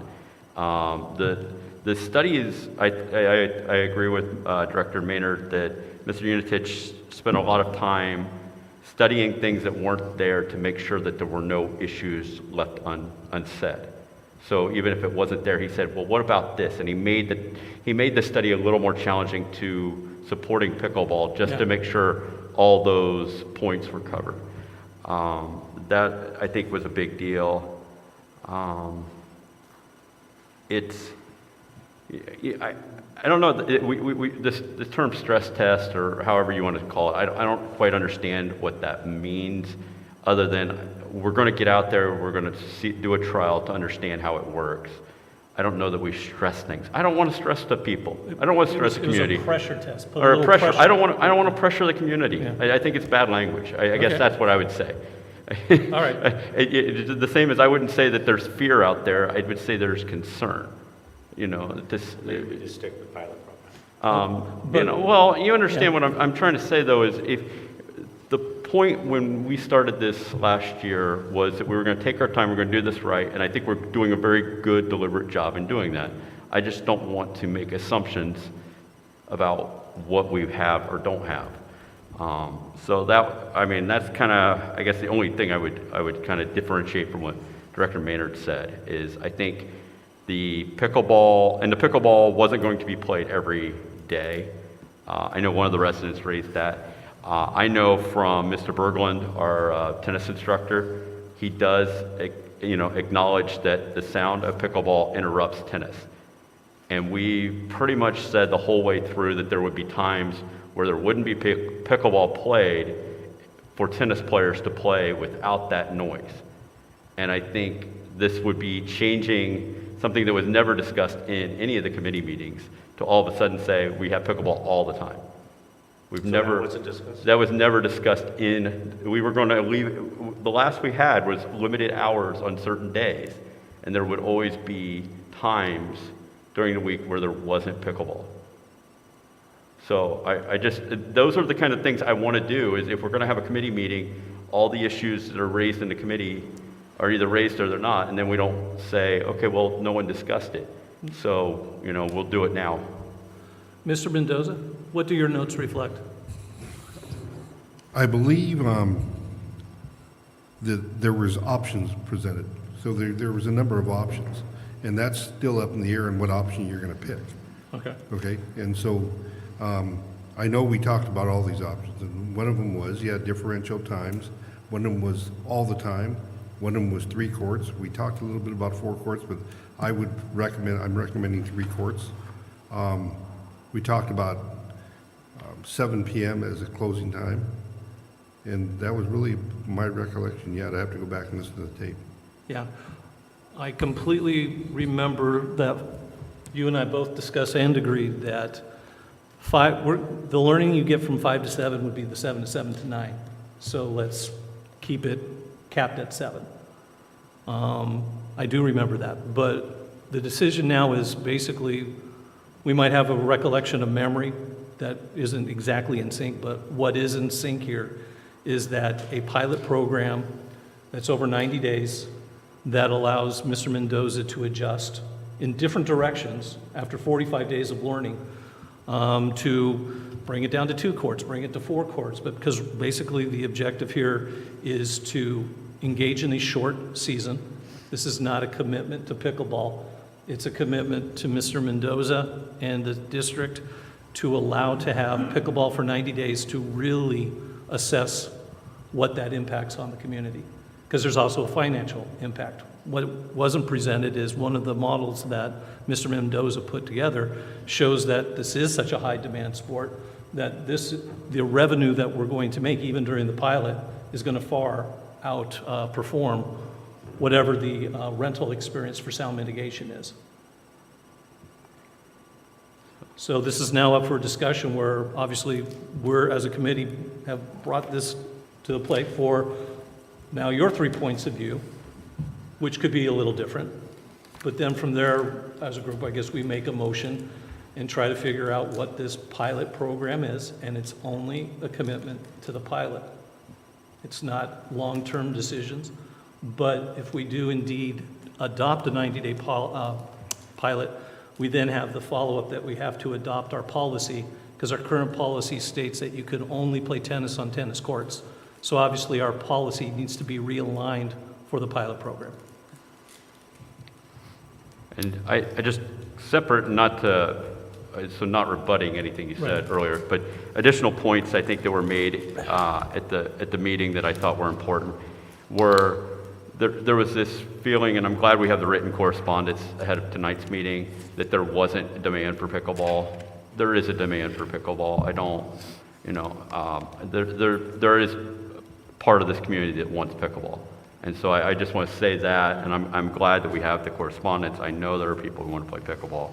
I'm interested for Mr. Unitich to be able to review the sound study that Mr. Vardabadian and Ms. Churchill referenced. I think that would be helpful. I'll leave, I'm stuck in the idea of whether we stall this to have one more person review something again or not, but I do think it's important that we have, if we do have another sound study out there, that we can't dismiss it and then, expose ourselves to being, intentionally ignorant of information that's out there. When you review a scientific study, and I do this almost daily as part of my profession, the authors of the study are required to disclose any conflict of interest or bias that they may have, payments that they're getting, work that they're doing that could influence. Who's paying for this study is relevant. When you have a group of community members that are opposed to pickleball and they reference a study that supports their perspective, it's important to know who's paying for the study for the consultant to give them an answer that likely is the answer that they wanted to hear. So this study, which I'm happy to review, along with the study of the consultant that RCSD hired, I think it is important to review. But you can get a consultant to say almost anything you want. And we can study this until the cows come home. But until we actually try it, we won't know. And the idea of a trial, and if you don't like the name of a stress test or a pressure test, I go into corporate speak, sorry about that. when you go to the cardiologist, you get a treadmill stress test. Now, you can call it something else, but the purpose is to stress you under a controlled situation to make sure you're going to be okay. And that's kind of what we're doing here. We're testing it to see, is it going to be okay? How's the sound? How are the players? How are the tennis courts? What's going to go on in our community for a limited trial, and then adjust if necessary. So I don't care what name you call it, but that's basically what we're doing. And I think it's appropriate to move forward with some sort of trial over a limited period of time, giving our general manager the opportunity to adjust as needed and report back as to how we're doing.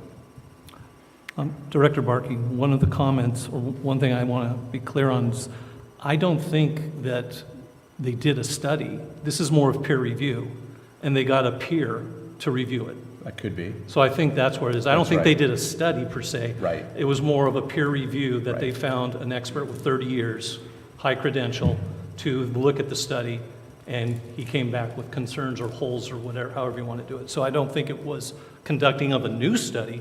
It's more of a critique or a peer review. Fair enough. And just one other thing was just Ms.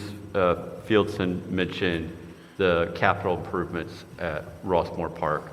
And I just want to be very clear that it's never been presented that pickleball was the alternative to those items. Good point. It's never been in committee, and I don't want there to be well, we took the money from, the canopy project to make pickleball, because we never had a discussion.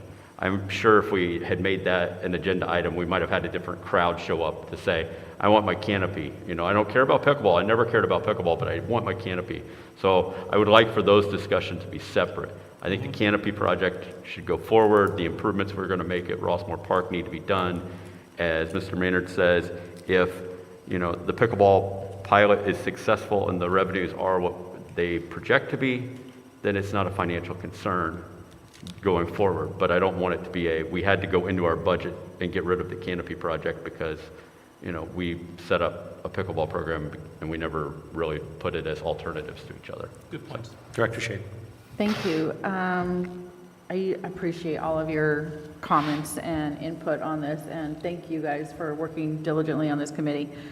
So I would just like to say that my, call on this is, I'm not quite sure what the rush is here. I really do feel like, I don't know what the financials are.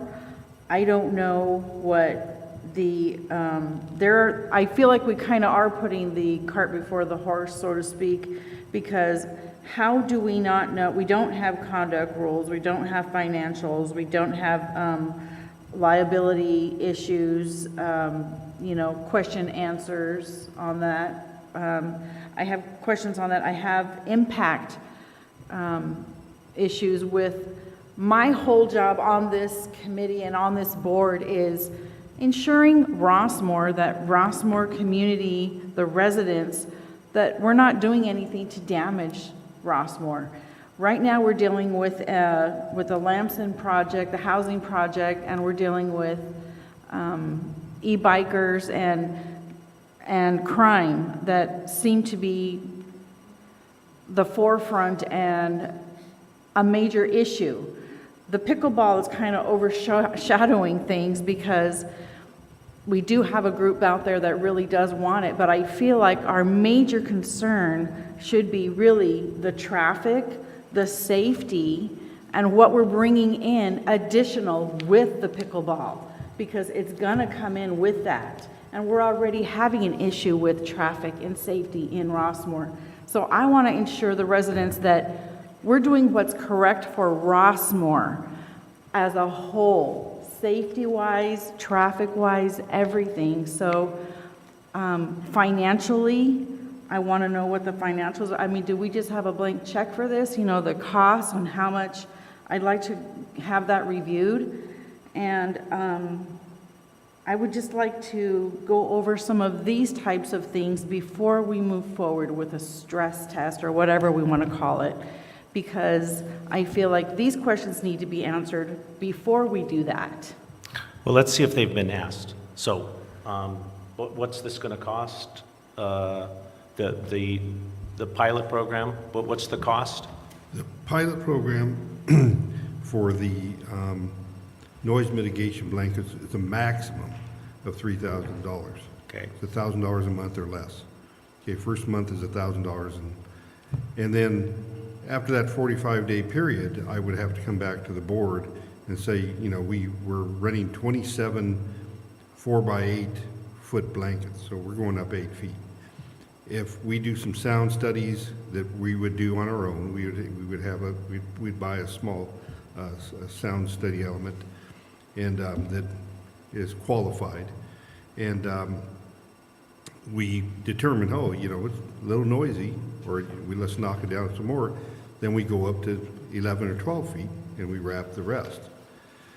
And then at that time, if things, you know, Well, let's stop there, Joe. Wait a minute. So we're just talking about the pilot, first right? 45 days, $3,000. Okay, $3,000 for the netting. We already have the Or for nets. the sound. We already have the nets. Do you have any indication, or have you been told that, do you know the weight of this? No, I've got to call in a couple of fencing companies who will help us put them up and make sure that we're shored up and that, you know, we're engineering-wise, where we can, you know.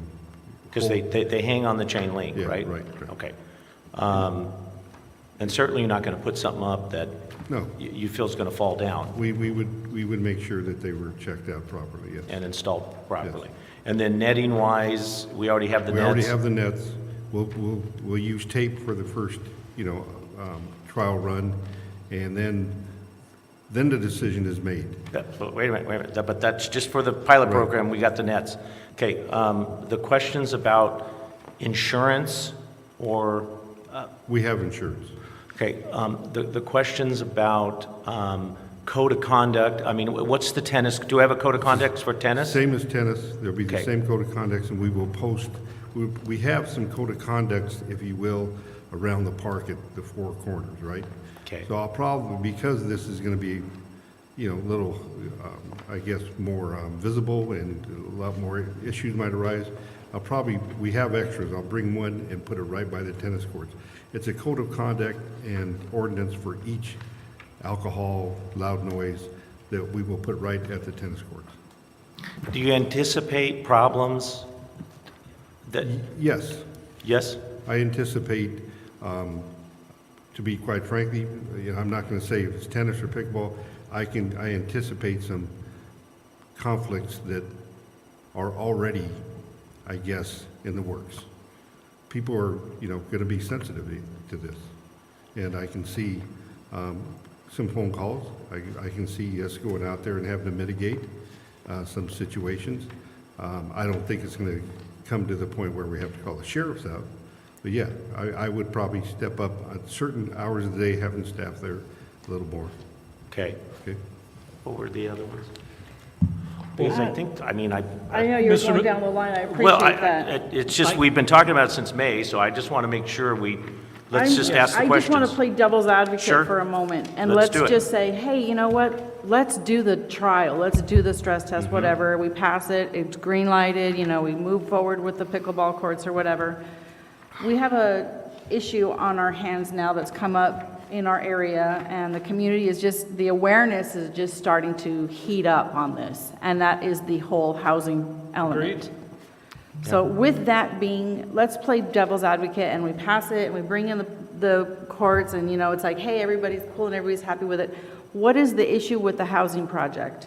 The issue is traffic with Rossmoor. That's our impact, because we don't really have any jurisdiction over that. We can't really, there's not a whole lot we can do besides show our voice.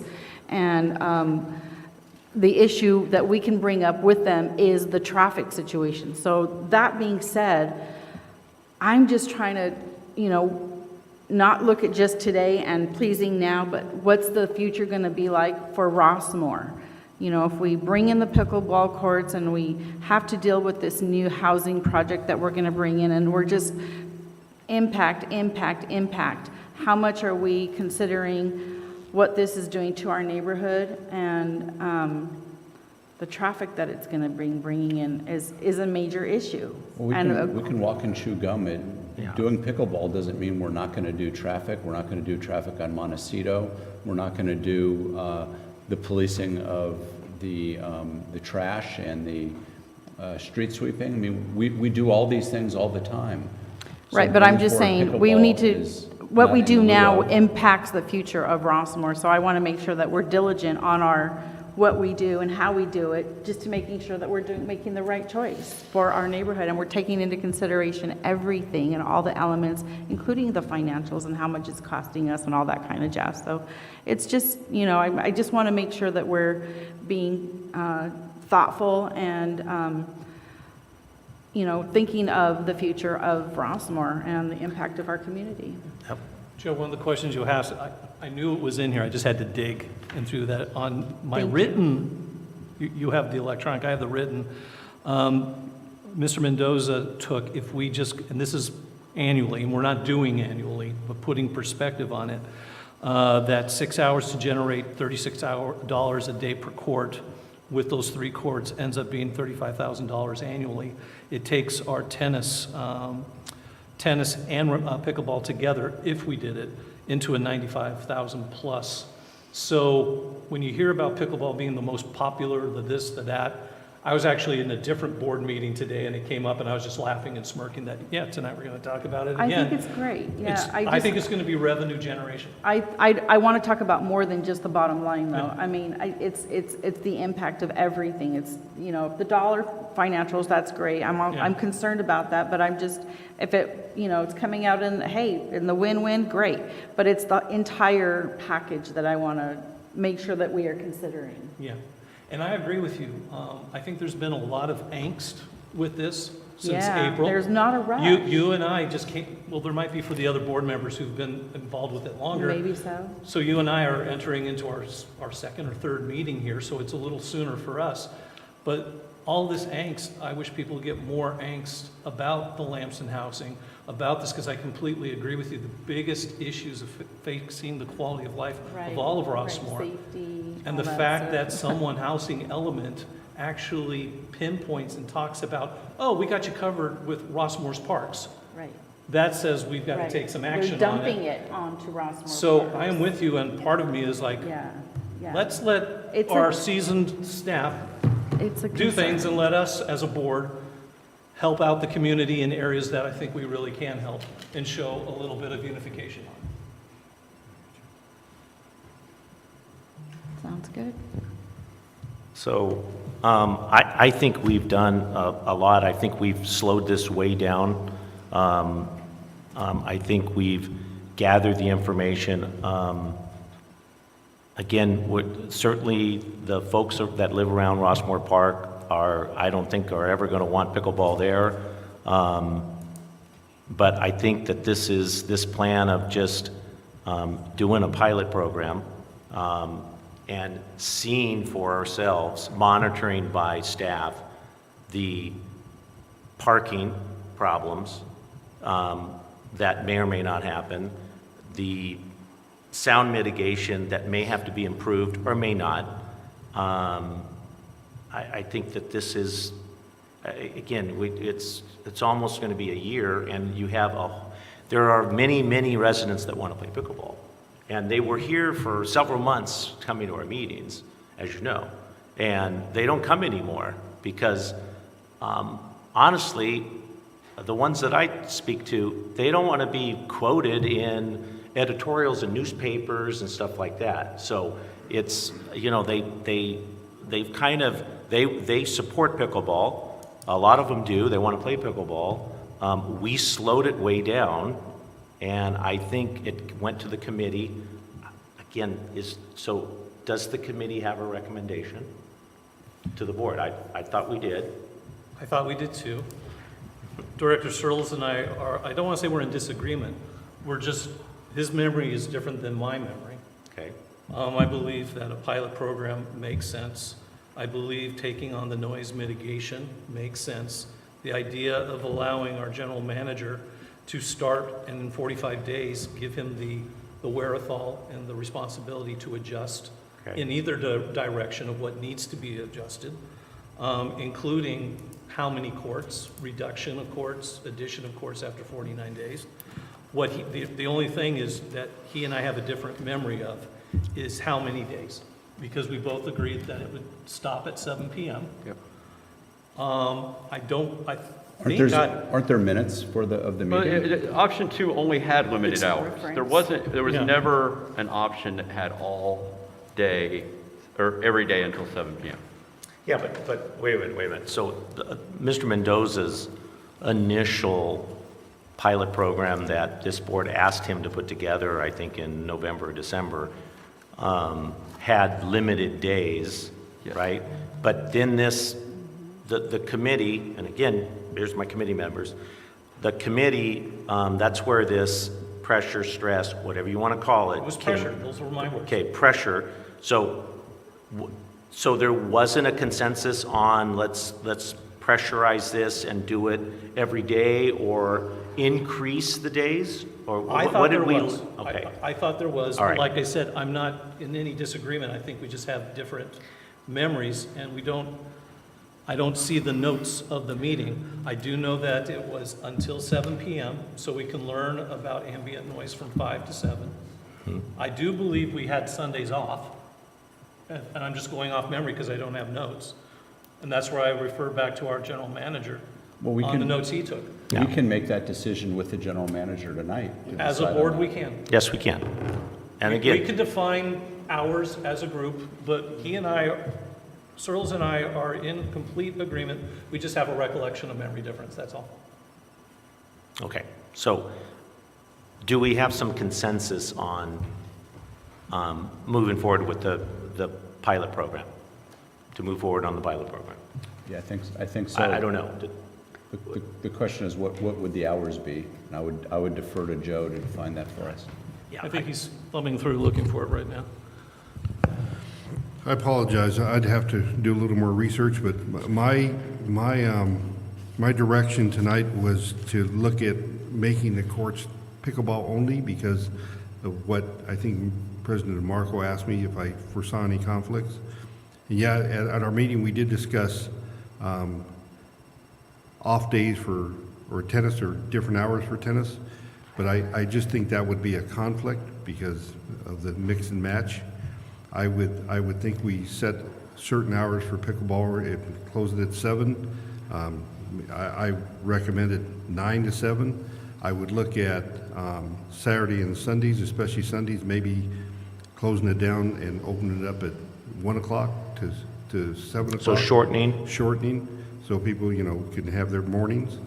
So you're suggesting, though, that course, whatever number that court is, be primarily pickleball. It's just limited or different hours than tennis. Because we don't know what the sound's going to be, so the first 45 days may be limited a little more, then we make our judgments as we go along. And just from your recollection, your original pilot that you brought together, how many days of pickleball was there? Yeah, I can read it right here from the prepared option was Monday, Wednesday, Friday, 8 a.m. to 1 p.m. Tuesdays and Thursdays, 5 p.m. to 9 p.m. So we said no 7 to 9. So that would make it 5 to 7. Now we can talk about whether that makes it, but Mr. Unitich said there were sound issues and he would prefer, or he would recommend to us to consider not having play after 7 o'clock because that could really disrupt lives until we have the sound study, or the sound details. Yeah, but how would you know the details if you don't play We're supposed after 7? no, because we don't, the evening ambient noise, sound. we need to know. And he has no baseline for that. So what, Why don't we study the ambient prior to that, so he can make a decision on that? We could delay this and. Well, not delay it, I mean. Well, that's the option. That is an option, yeah. Yeah. What does it take, one or 2 days to study the ambient noise? A week? Well, it's going Monday to take a through while Sunday? for, people are going to want to start playing, what's the opening day, how long, it doesn't instantly happen. Right, and in the interim, while we're organizing the structure, you can study ambient noise if you want to. So, All right, and so then the next was Saturdays and Sundays from 1 p.m. to 8 p.m. That was the proposed. We said bring that down to 7 p.m. as well. So there was no Saturday or Sunday morning pickleball play. all right, so to move it down to 7, you're diminishing, you're making the pilot even smaller, the But- hours of operation even smaller, right? But again, my recollection was instead of having these other weird days, just have the daytime hour to a 7-hour and have different weekends. It wasn't Tuesday, Wednesdays this, Monday, Wednesdays that. That's hard to communicate, that's hard to execute. Just have your weekday schedule and your weekend schedule, and it doesn't go past 7. And Mr. Mendoza, your recommendation is, and again, it's probably for labor to put the lines down too, is just to keep that court as a pickleball court and just adjust the hours accordingly. After evaluating it and, looking at it and meeting with the committee and just what you said, there's going to be conflict out there. Why provide even more conflict issues than we need? Okay, so now I'm hearing, so we have a pickleball for the pilot program. We have a designated pickleball court in whatever court that is, 1 or 4? 1. 1. So now, are we in consensus of that? Joe? I'm still holding out because I'd like to review all the, I would prefer going, instead of moving forward with a trial test, whatever you want to call it, I would prefer stepping back and looking at all the financials of it.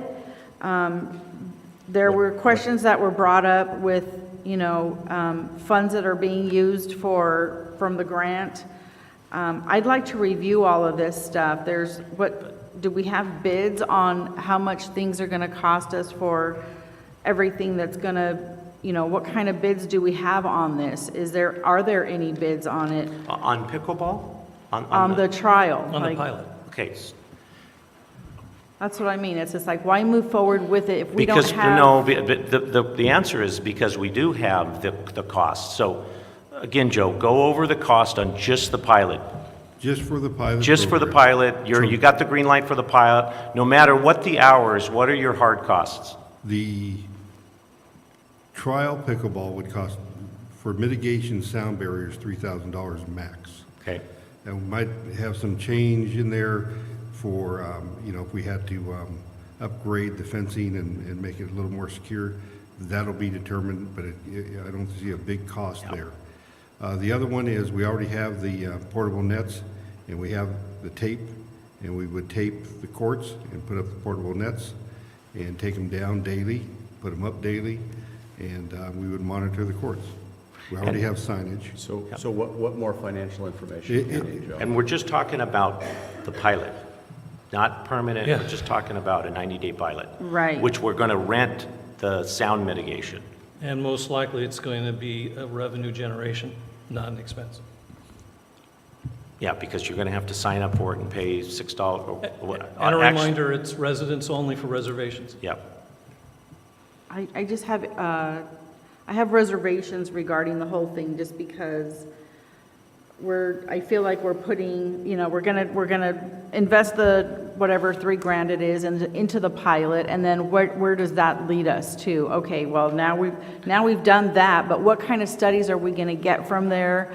There's so many questions that need to be answered regarding the whole thing because we don't have anything. How far is this gonna get us before that we didn't, from the 3-day one? Well, but the 3-day one, we didn't have any sound assessment. We didn't do any, that was really just to assess, is there a demand for it, okay? And It was 4 days. It was just 4 days. So, 3 or 4 days. yes, so, So that being said, the sound, what other studies do we have? Do we have anything else besides the sound studies that we're doing for this one? any sound study that we're going to do can be countered by another or another peer-to-peer that may say something otherwise, right? So, I'm just trying to be fair to everybody because I want think she might be also mentioning whether there's additional cost of a sound study. I mean, we do need some kind of metric for, understanding our noise in the evenings. We haven't really talked about how are we going to actually measure that? Who's going to do that? Are we going to have, another consultant come out to measure the evening noise? I mean, that's what a I'm talking detail about, I a think blank we check. are missing right now. I'll say this again. So, we have never, to my knowledge, we have never done sound studies on any activities at any of our parks. Okay, so pickleball is that different. We have horseshoes at Rossmoor Park. Yeah. Did we do a sound study on the cling? I don't know how many people use it. Right, but in it's- fairness, those don't generate the sound level that the pickleball does. Actually, it's higher. Yeah, I mean. Yeah, but it's not as Yeah, but you can't popular, throw and, four I of mean, them people at a aren't coming time. out of the woodwork to play Just because horseshoes. you can do 4 of them at the same time. People are for pickleball. So, I 60 mean, plus the 60 demand plus for it, 60 it's gonna be 60 very plus popular. We wanna make sure that we're being fair to all parties and taking everything into consideration. I don't see how you get good data at Rossmoor Park without trying it. Again, I'm sure there's Right, I'm just people that concerned, with disagree that with me. 3-day or 4-day trial that we did, sound mitigation, like how this is gonna be different, or what are we gonna get out of it? Well, there's Other gonna- than the sound, There's going to be one less court because we had 4 at that time.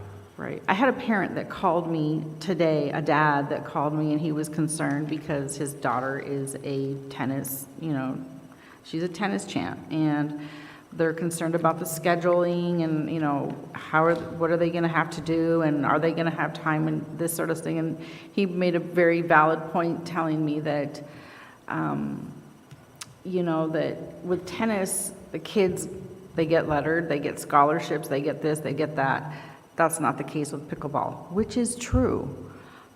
It's hard, and, we're taking away their courts and we're invading their, and we're just in the baby stages here. So I'm trying to put the fire out and just, let him know that it's just a consideration and it's just a trial that we're trying to do. But it's an absolute consideration, and I'm trying to be fair to both sides of the court here and our community. I want to make sure that we're being fair and not just, and we're considering all the aspects. And I just have issues with the traffic situation, with the. So what issues do you have with the traffic? Not about the Lamson. No, I'm just thinking, I'm trying to play devil's advocate in my own head, looking at the future of Rossmoor and how the impact is going to be with this whole new, like I said, housing project coming in, and what this is going to generate for future families in our area. Yeah. We haven't been able to do a stinking thing on Montecito Road, which I live off of, and people park in front of my house, so I know the impact of the traffic, and it is an absolute concern. Yeah, well, it's not either or. I mean, That's a separate issue. And Mr. And we have a President, traffic I'd like to make a motion to move forward on the 90-day pilot. Okay, so be a little more specific on the one, well, since there's not of recommendation anymore from the committee, only that, again, I'm trying to fall back.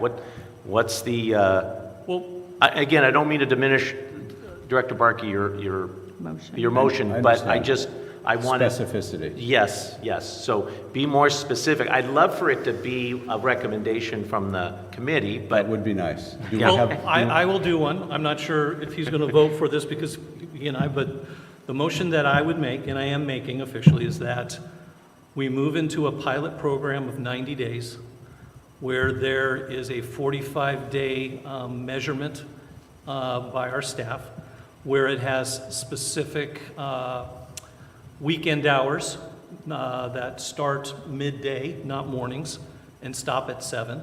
And this program is capped for the first 45 days at 7 for some learning, and to have a consistent schedule to make it easier for the signage and for the rules. Not to have a different Monday, Wednesday, Thursday, like college schedule, just a 9 a.m. to 7 p.m. Monday through Friday, and then the 12 to 7 p.m., and then allowing Mr. Mendoza to make adjustments To that schedule? to limit the impact to the community. That's my motion.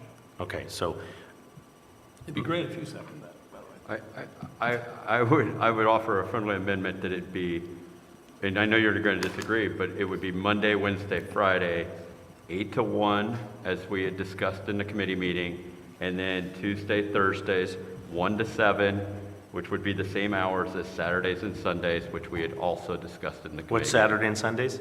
Saturday and Sunday, 1 to 7, just the same hours we had discussed in the committee meeting.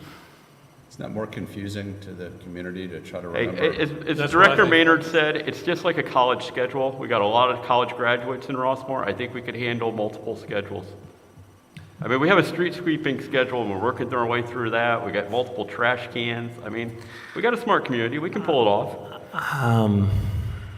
So basically, we have two motions that haven't been seconded, so Yeah. it's out there, It's true. and we'll see what It's true. happens. So I got. No offense either way. No, And again, I'm just trying to find consensus here. It would be nice to get a 5-0 vote, but I don't know if we're going to get that. I just want to say that, like, my alternative allows for morning tennis play without any pickleball taking place. So the tennis pro who wants to do tennis lessons in the mornings, uninterrupted by pickleball during the week, is able to do that. But Joe said that he didn't want to change courts back and forth. I understand. I'm telling you, No, as it's three going of to be the a vacant court. It's going to be a vacant court? Yes.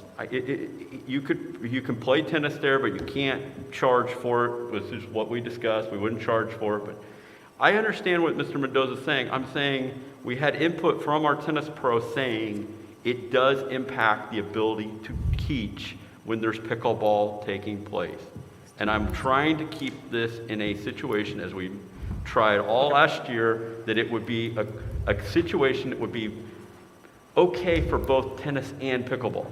In this situation... I see your point. I see your point. Yeah. Mine was about ease. I understand ease. Mr. Mendoza, when you came up with those split hours of here's what's Wednesdays versus Tuesday, Thursday, was that to aid our current tennis pros? And No, that wasn't part of my determination. It was just to throw out 4 or 5 different, I guess, selections and just kind of randomly look at. One of them was don't do it at all. 2 of them, you know. So I just kind of threw out some options. My question for you is, I know you don't get to vote. Right. But you see the two motions. One is a different Monday, Wednesday versus Tuesday, Thursday. Mine's just the simple. Which one do you, having to execute this? It wouldn't take, I can execute either one equally. I mean, there's no. And without conflict? Right. Okay, then I'll pull mine back. If getting 4 votes, maybe 5, if getting 4 votes means implementing Nathan's recommended schedule, I'm fine with that. Well, I'm pulling back my motion. I'll second Nathan's motion. Okay, so I just want to be clear. So Nathan, your motion is Mr. Mendoza's original pilot, or have you made? So it would be Monday, Wednesday, Friday. We had 8 a.m. Do you want 8 or 9? He said 9 today. I'm just going for what we discussed in our meeting. I'm okay with 9. 9 a.m. to 1 p.m. So that's Monday, Wednesday, Friday, 9 a.m. to 1 p.m. Okay. Tuesday, Thursday, Saturday, Sundays are 1 p.m. to 7 p.m. Do we have all 7 days there covered? Yes. Okay. 3 and 4, yeah. So the only thing that I notice on this schedule, and I'm just bringing this up, is anyone that works is not going to be able to play, pretty much, especially if they commute. Weekends. Yeah, except for on weekends, correct, unless they work on weekends, but. And maybe we find that it's not as loud as we thought, and the noise mitigation works, and we can move the hours to later at 45 days. I want to give Mr. Mendoza as much I leeway agree. to make adjustments in either direction. I understand, but I'm just saying, that's the whole I'm with point, is you. we're gonna. I'm with you. Okay, so Nathan, your motion is move forward, approve the pilot program Monday, Wednesday, Friday, 9 to 1, Tuesday and Thursday, 1 to 7, Saturday, Sunday, 1 to 7. Correct. And again, does Mr. Mendoza have flexibility in terms of adjusting any of it, or is that the set thing for 45 days? I think for the 45 days, that's set. Okay, so first 45 days, that's the schedule. And then after that, could he adjust? Yes. Okay. Yes. And we're going to be, analyzing the stuff. Sure, and we're gonna be having meetings. We're going to have another meeting. This board will meet again in that 45 Correct. days. So Okay. that's the nice part. And he might have recommendations there. Yeah. You know? Director Shea, what do you think about that motion? I'm going to vote no. I can't do this because here's the thing. Saturday, Sunday, Tuesday, Thursday, 1 to 7, both of those days. There's a lot of things to consider here. 1 to 7, you start playing, let me just say that my family is out there playing pickleball. That you're what? My family is out there playing pickleball. Where? Okay, yeah. Got it. So it's like, okay. this is like you know what I mean? It's Yeah. like, I understand the demand for this. Yeah. But my thing is, guess what time they go at? 7 p.m. Well, So that's like, oh, this is out. So the impact on this, our trial test is not going to show. the true impact, or the true Exactly. demand. Exactly. Yeah. So we just don't do nothing until, I think that if you're going to do it, I'm going to let you decide what you want to do with this. so right now we have 36 hours under this proposal, Schedule. this motion, this schedule. We have 36 hours a week.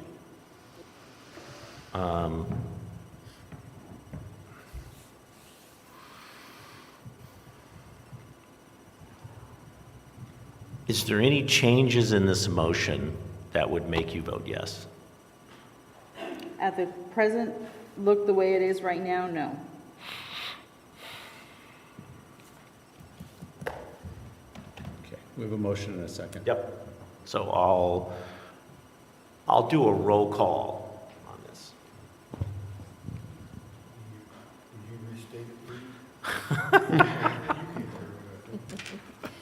I think I can. Listen up. I Who's your believe motion? that Director Searles has made a motion to move forward with a 90-day pilot pickleball program on Monday, Wednesday, Friday from 9 a.m. to 1 p.m., Tuesday, Thursday, 1 p.m. to 7 p.m., Saturday, Sunday, 1 p.m. to 7 p.m. And after 45 days, the committee will review and adjustments will be made. Could be me. What do you want it to be? You want Just, the committee or you general That's manager? the point I was thinking. I don't think we said the committee would review. yeah, Mr. The general Mendoza. manager will The general review manager will review? and bring back to the board, Yeah. not to the committee. And the second by The second by Jeffrey. Yeah. Park. Point of clarification. Yes, yes, Tarquin. Does that motion include temporarily suspending the policy that states tennis only? Oh, Yes. Can that be a separate one, or? It can be part of this motion or a separate motion. I would include it. make it part of. I would It's your include it, because they're concurrent. I don't want them. Okay. So that would include adjusting the policy during that program to allow pickleball within tennis courts? Correct. Only pickleball and tennis? Correct, as stated. Okay, Okay, thank you, Tarquin. thanks. So, vote, roll call vote? After you. Sorry. No, it's okay. No, this is, while it's fresh in your mind. I know. Director Barkey, Aye. Director Shade, Nay. Director Maynard, Aye. Director Searles, Aye. President DeMarco. Aye. 4-1. Okay.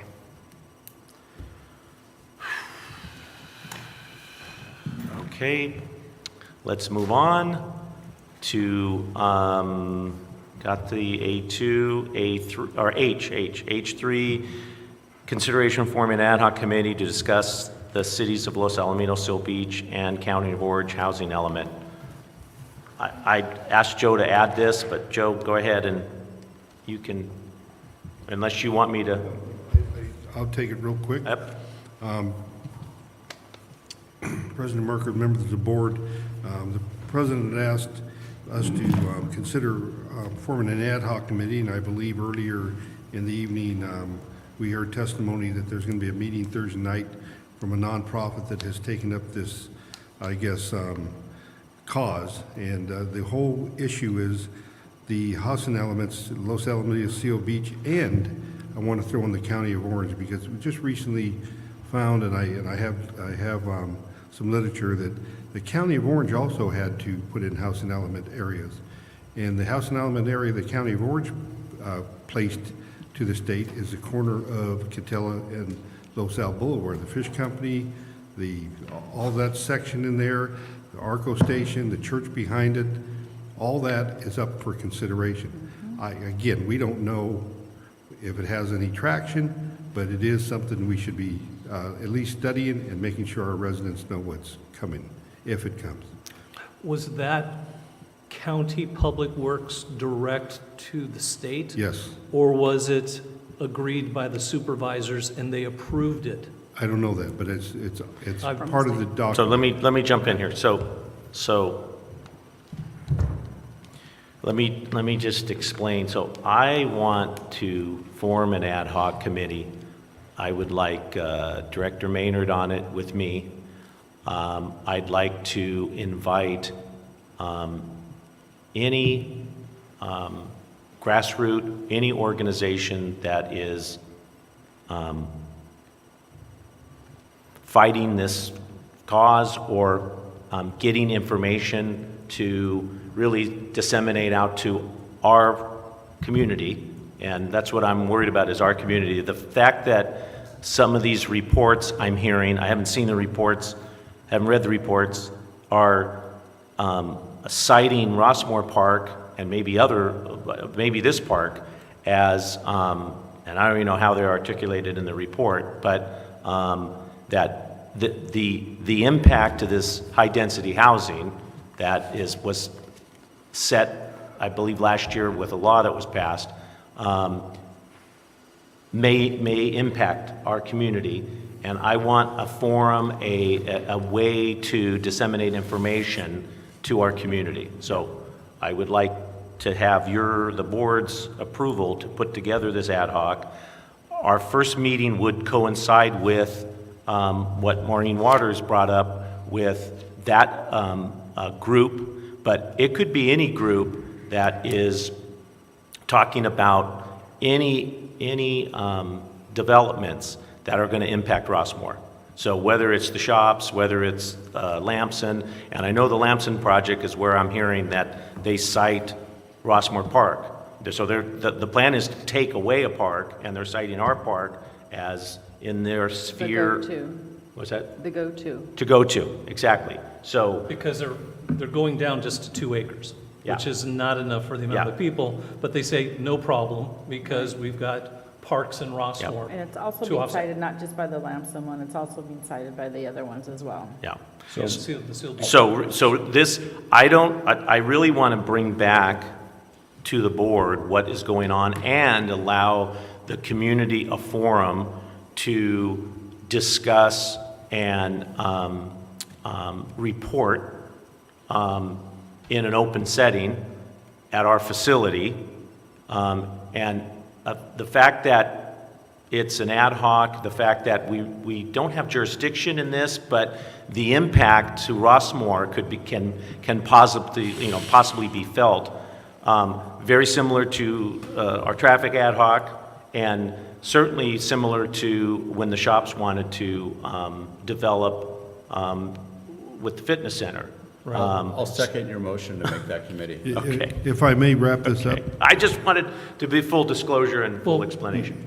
You did a good job. Okay, thank you. You did a good job. Yes, If Mr. I Mendoza.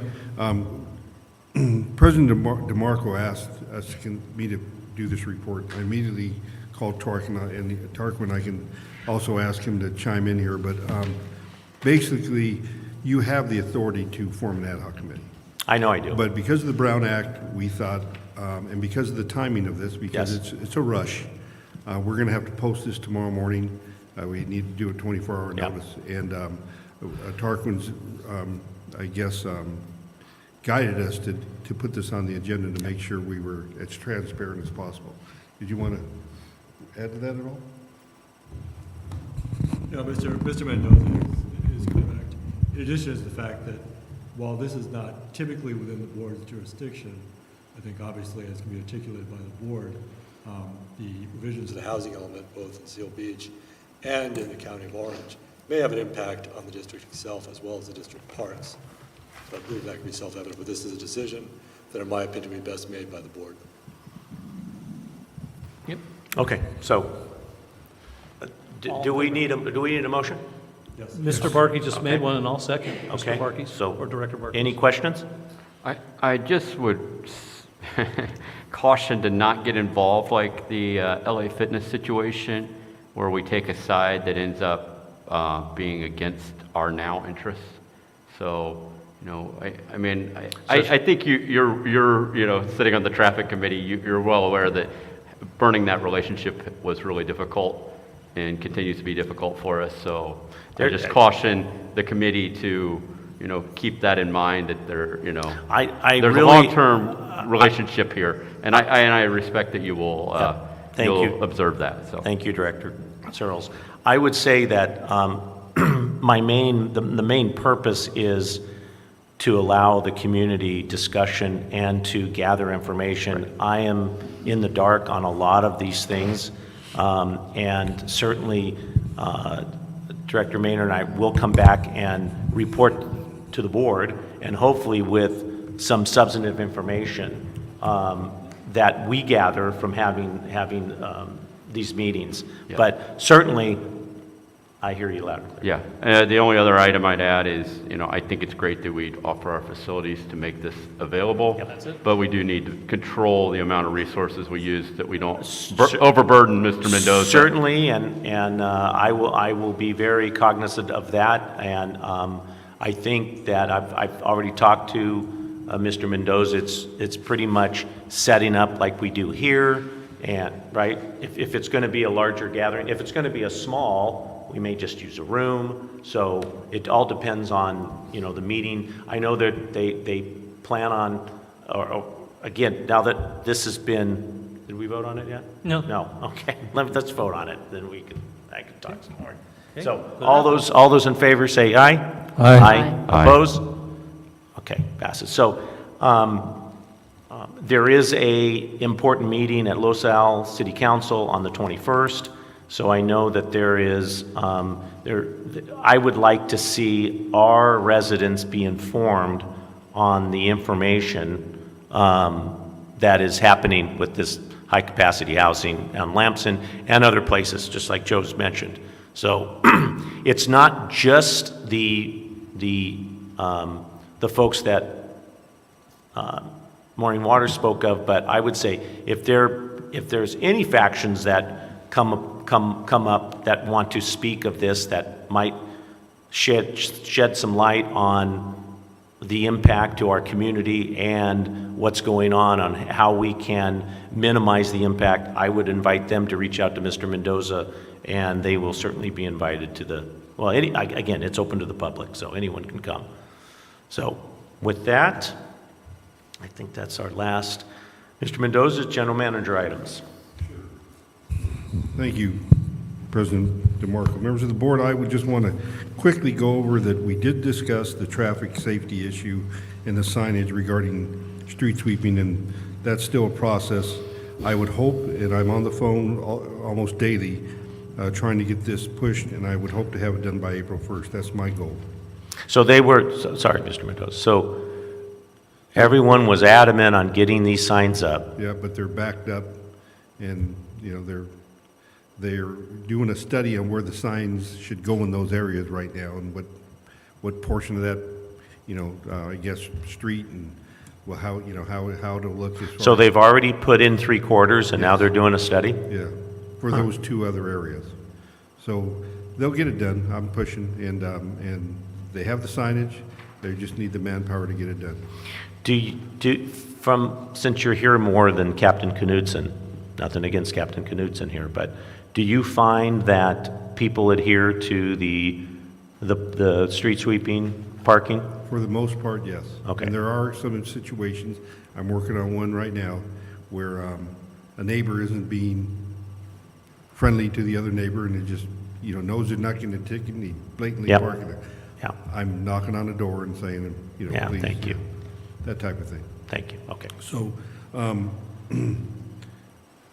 the audit, we do have a contract with our auditor. I want to bring you up to date. I did previously say we were going to go out to bid earlier. I'm going to hold off. We're at the year 3 of a 3-year contract with 2 1-year extensions, but I will have a RFP sent out, and we will be awarding a new contract or awarding the contract to the current auditor after this audit that we have coming up 22-23, okay? 'Cause So this is so we got one more year of our current. Yeah, he's gonna be doing this up until, our next audit. Is this still June. Brad?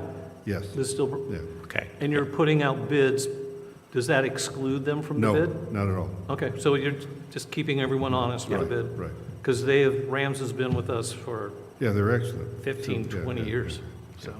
So anyway, the other ones, the girls softball and Friday Night Lights have started, and they're going to run through the end of, girls softball runs through May 5th, and Friday Night Lights runs through May 25th. I thought football was a fall thing. Both. Is there 2 seasons now? 2 seasons, yes. Oh. So was LAGSL, yes. And the Friday night, this is just for practice? Practices, yes. Do we have any restriction on cleats? No, They tear up our turf? They don't use anything that tears up our turf. Okay. Okay, the other one is, since we have 2 new board members, and this is an annual thing, I'm going to work with President DeMarco on scheduling a training session next, our March meeting. I would recommend that I cut down on the agenda and we do it after the meeting in closed session. And Tarquin will lead us through it, and I will also be there. That's convenient, thanks. Okay? Yeah, no, he wanted to do it before. Yeah. I like after. Yeah. I don't like after, but I like I know. after, So, schedule-wise. I'll make sure the agenda is Does a little that shorter. sound good? Yeah. Yeah. Okay? Just All right. give me a short agenda. That's right, exactly. All right, that concludes my report, thank you. Okay, thank you, Joe. All right, board member items, I will start with you, Director Searles. Yeah, I think, I appreciate everyone's involvement in the pickleball discussion, tennis discussion, park discussion. It's back to the, intent of a lot of it is coming up with a big picture plan. And I think that's, it's nice to be part of this discussion as a big picture plan, and I think we're doing a good job with that. I'd like to see Mr. Unitich review whatever study Mr. Vardabedian and Ms. Churchill were referencing. I would just like for him to look at it and say, yeah, I could see some things here, or no, that's something I don't agree with, and why.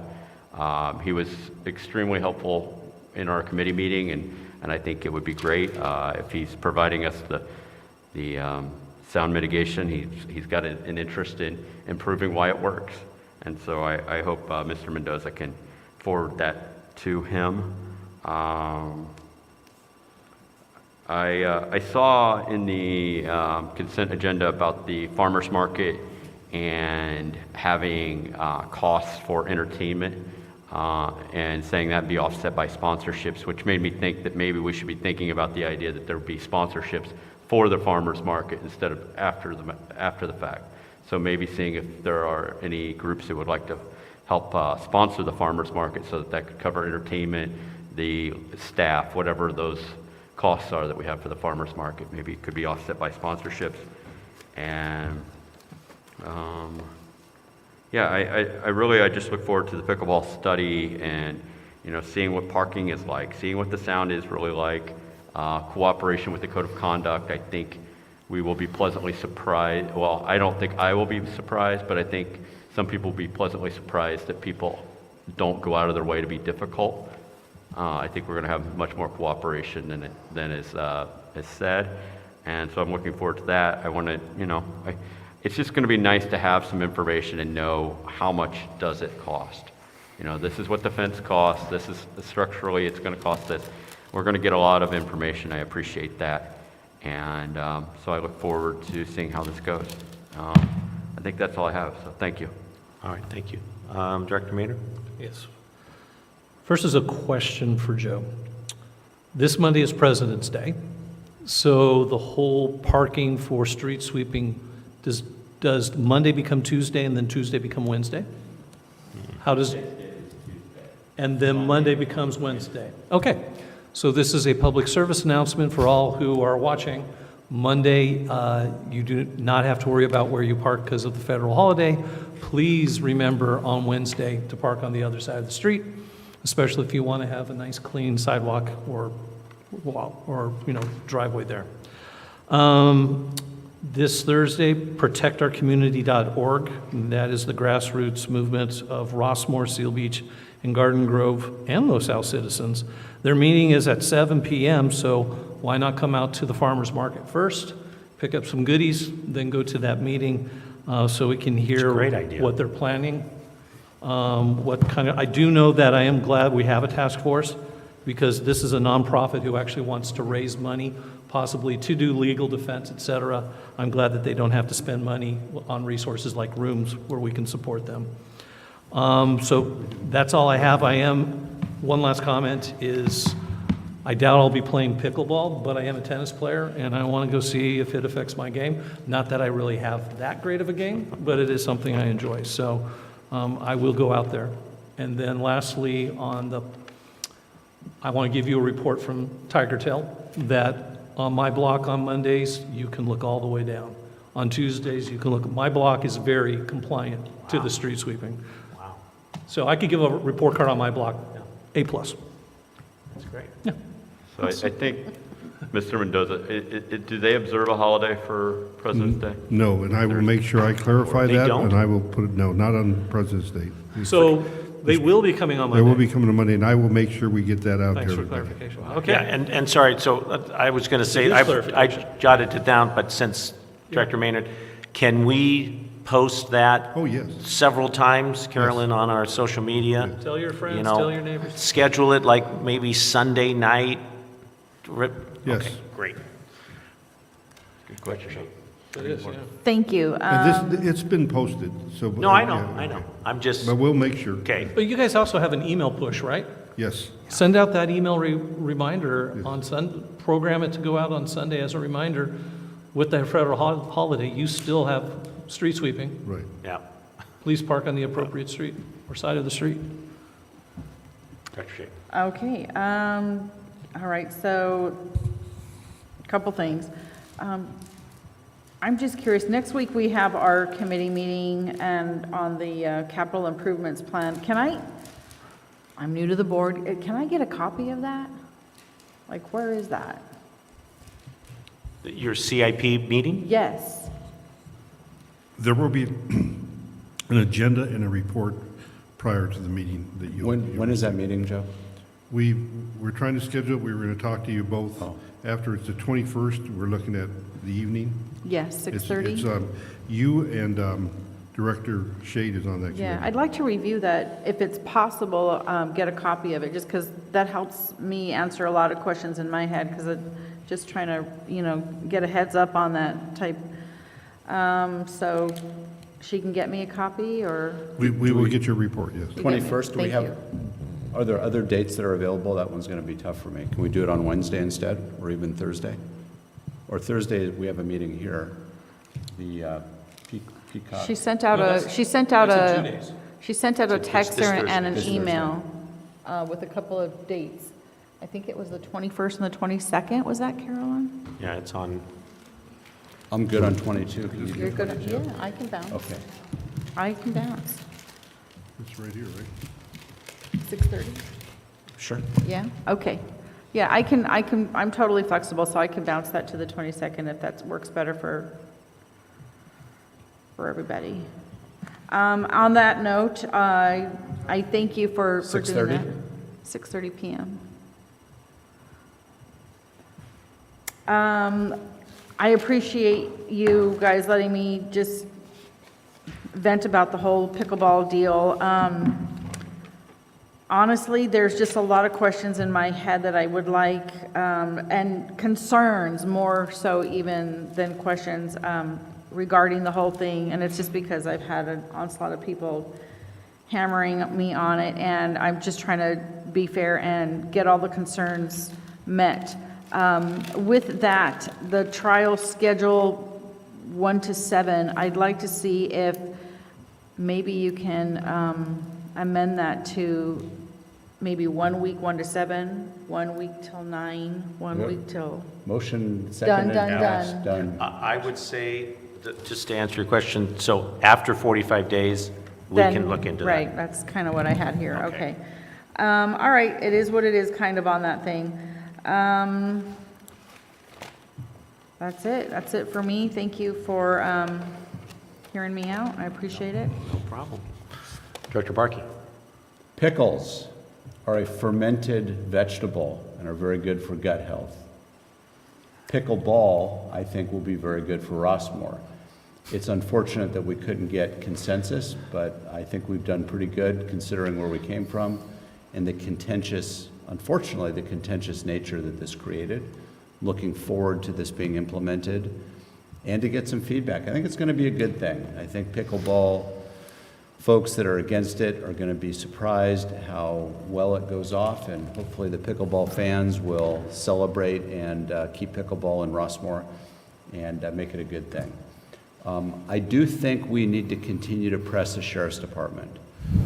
I want to know response time, and we can keep it confidential. I want to know where the deputies are and whether they're here or they're not. And I get it that we don't want to give out schedules to the public, but we need to push them.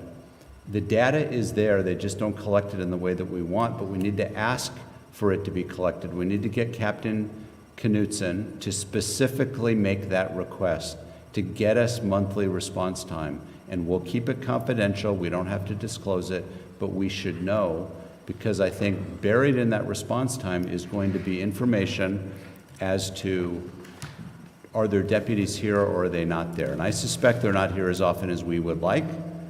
And if we discover that to be the case, then we need to talk to Supervisor Doe, our other county board members, and perhaps even Sheriff Barnes himself, and see if we can adjust what's going on here in Rossmoor. I want to see 90% of the time that we have a physical deputy here in Rossmoor, not cruising around in Stanton and elsewhere, because that's not good for Rossmoor. And if stuff goes down here in Rossmoor at your house, at the moment of time, you're not interested in your deputy being involved in another city. You want him or her here in Rossmoor, as is our contract. And that's the way we ensure and keep Rossmoor as safe as possible. That's all I got. Thank you. I'll start there. Again, I appreciate, and I tell them, I appreciate the Captain Knutson coming in, giving us a report. I don't really get these reports in the unincorporated area in LA County that my store is, so I appreciate this. But at the same time, I agree with you. Some of this information we should be able to gather as a board, as a general manager. We should be able to gather this information. It is important to tell our, and again, it's not me asking them. I feel I'm representing the community when I read stuff on Nextdoor and social media that I just got broken into and there's someone in my house. And Los Al Police Department was patrolling Rossmoor, we'd know where they were and when they were. yeah, and and over the years when I've been asking them, that's like a basic knowledge and bits of information. I don't see how in the past how that would be confidential, right? I don't know, maybe it is, and to your point, so maybe it's confidential and we just have a meeting behind closed doors just to see the data so we can assess it, right? But it's very, very important. You see all the catalytic converters. I'm just asking, was there a deputy here during that time on the 15th? When and five, I don't know, isn't the right answer. It's not acceptable, and it could be looked up. Yes, so. Especially when it's only, what, 5? So I wanted to share, let's see, how do I get, I just wanted to share with my board. And this, I hope this vote about pickleball, because I'm going to lead this into traffic, and this is going to lead into the capacity housing. You got many of the same people that are just like this board. We want to ensure that our community is protected, safe, etc., not impacted by outside forces. But I'm hoping with the pickleball pilot that it settles down, and I want to say I want the quiet, I don't want any sound. I want the quietest pickleball we can muster, okay? I want the least impact to parking, okay? And I don't want anyone to be affected, okay? And that should be our goal. I don't know if we're going to reach it because it is a park and you do make sounds at a park, but that's, again, if there's too much noise, we're going to mitigate. If we need 12-foot siding, I guess we'll get 12-foot siding because I believe I'm hearing it's going to pay for it. The use is going to pay for it. So thank you to this board. Let's move on. Let's assess it. 45 days, we can get an assessment. Fantastic. And then we can make appropriate steps to change it. We can poll it. We can do whatever this board decides. But with that said, going back to traffic. So I just want all you guys to know that we had a traffic committee, I believe, in December. And I'm going to bring up names. Carol Churchill was there. And there was Carol Churchill, Ralph Vartabedian. It was me. Isn't Kevin there? No, Kevin was not there. I think it was just us. Yeah, Director Searles was there. Mr. Mendoza was sick. Mr. Mendoza was there. And we collaborated. Carolyn was there. Joe. Oh, Carolyn, I'm sorry. That was Carolyn's first meeting. Right, Joe? She did fantastic. So we collaborated on a letter, okay? We spent good time. Ralph brought in his edit. Joe had his recommended edit. We broke it down, okay? We agreed on the letter that we were going to send Public Works Wazoo to ask for, and this was Ralph Vartabedian's suggestion, ask for a traffic study, okay? And this has to do with, I'm going to get somewhere, by the way, but this has to do with Montecito, and it has to do with mitigating now another problem in Rossmoor that we don't have jurisdiction on is parking on Montecito and Bradbury, okay? So we collaborated on a letter. I signed the letter. We send it in, okay? Ralph sends his own letter, okay? And Carol Churchill sends her own letter. And again, this happens all the time in LA County. And so now Wazoo has 3 letters, okay, to look at. And what does someone do from county, typically? What's the easiest one? Well, Carol Churchill's is the easy one because her suggestion is, let's do nothing because of this capacity housing, blah, blah, blah, blah, blah, blah, blah. Well, we need, in my opinion, I would imagine Cyril's point, we need a traffic study because we weren't just asking for restrictions on parking. We were asking, is there a problem? How would you mitigate the problem? Because we talked about maybe orientating the parking differently, maybe putting it down to two-lane Montecito, maybe 3-lane. I don't know, but let's see what they say.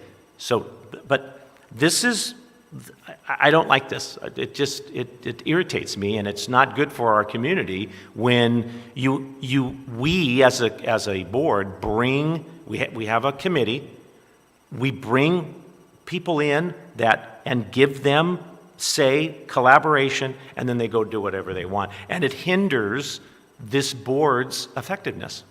So just wanted to share that with you.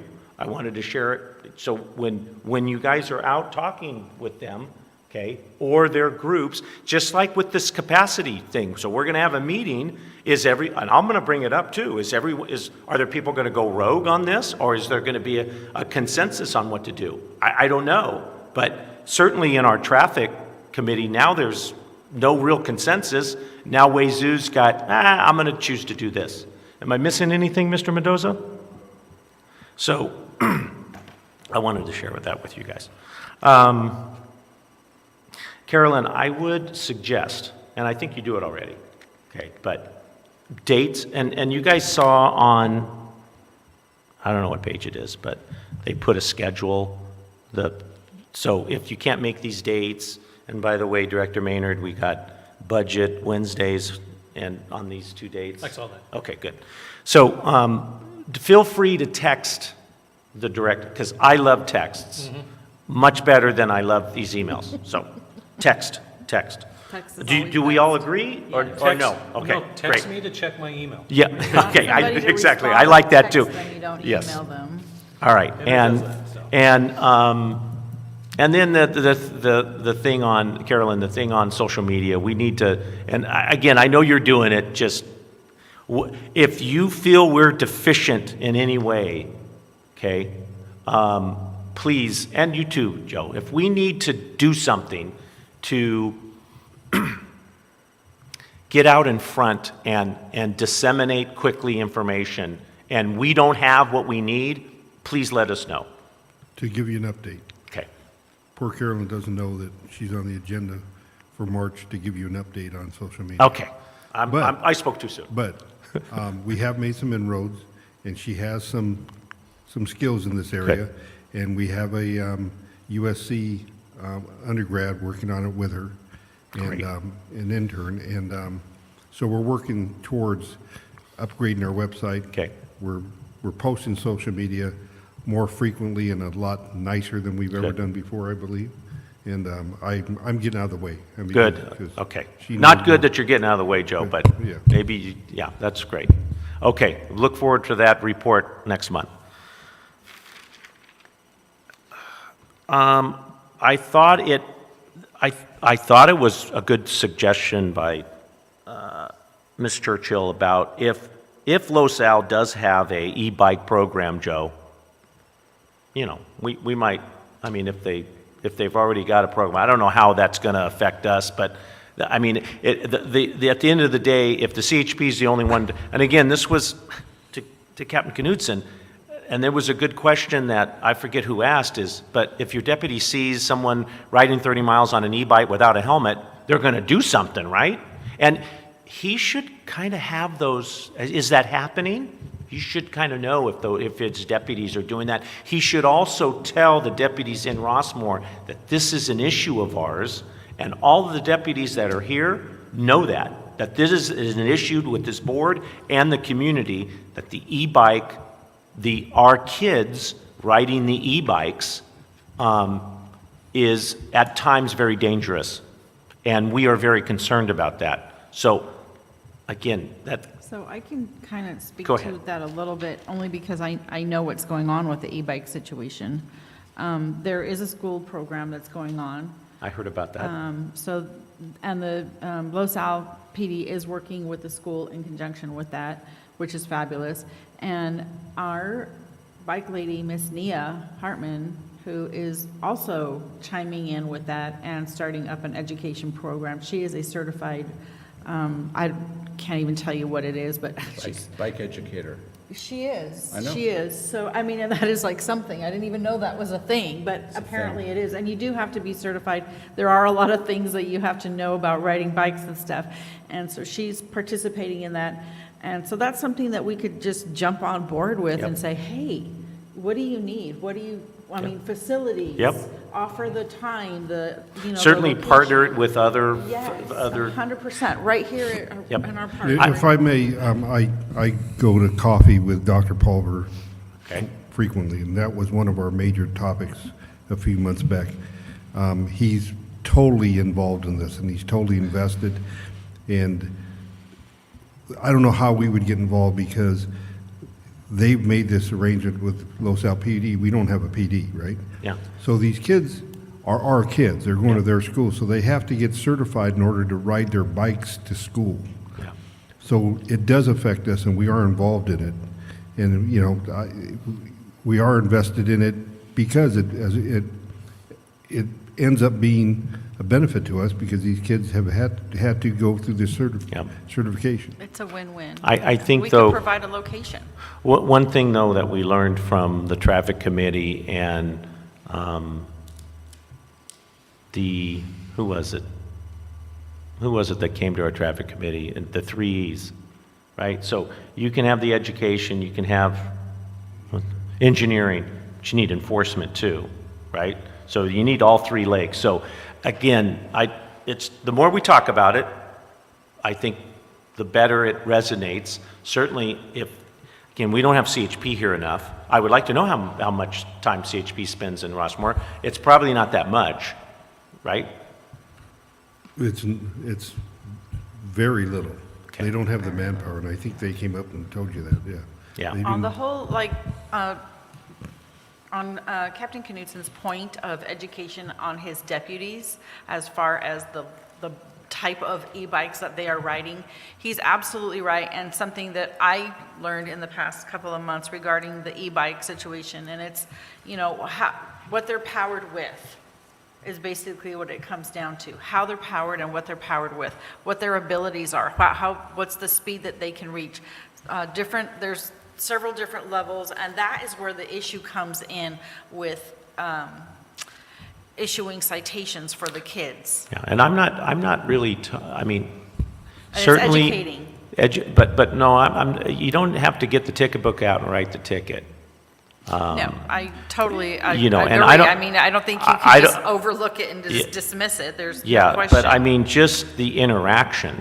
Right. The interaction with Stop 'em. the young person, whether it's a bike, an e-bike, A, B, C, D, in terms of classification, if they're, again, not having a helmet on, if they're weaving, if they're not stopping at stop signs, they rarely stop at stop Right, signs. well, I think he was just speaking to Yeah. the fact Well, of citations. It's a parent issue, too. Yep. And certainly, you know what? Where do you live? I'm going to go talk to your parent. Maybe that, you know. So anyway, the more we talk about it, I think it's the better, the safer Rossmoor will be as it relates to e-bikes. Okay, I talked a long time. I'm done. Tarquin? What? 3 minutes. Carolyn didn't stop me. Tarquin, anything? No report this evening. Ah, fabulous. Okay, so I don't need a motion to adjourn? No. Adjourn. There you go. Peace out. Thank you.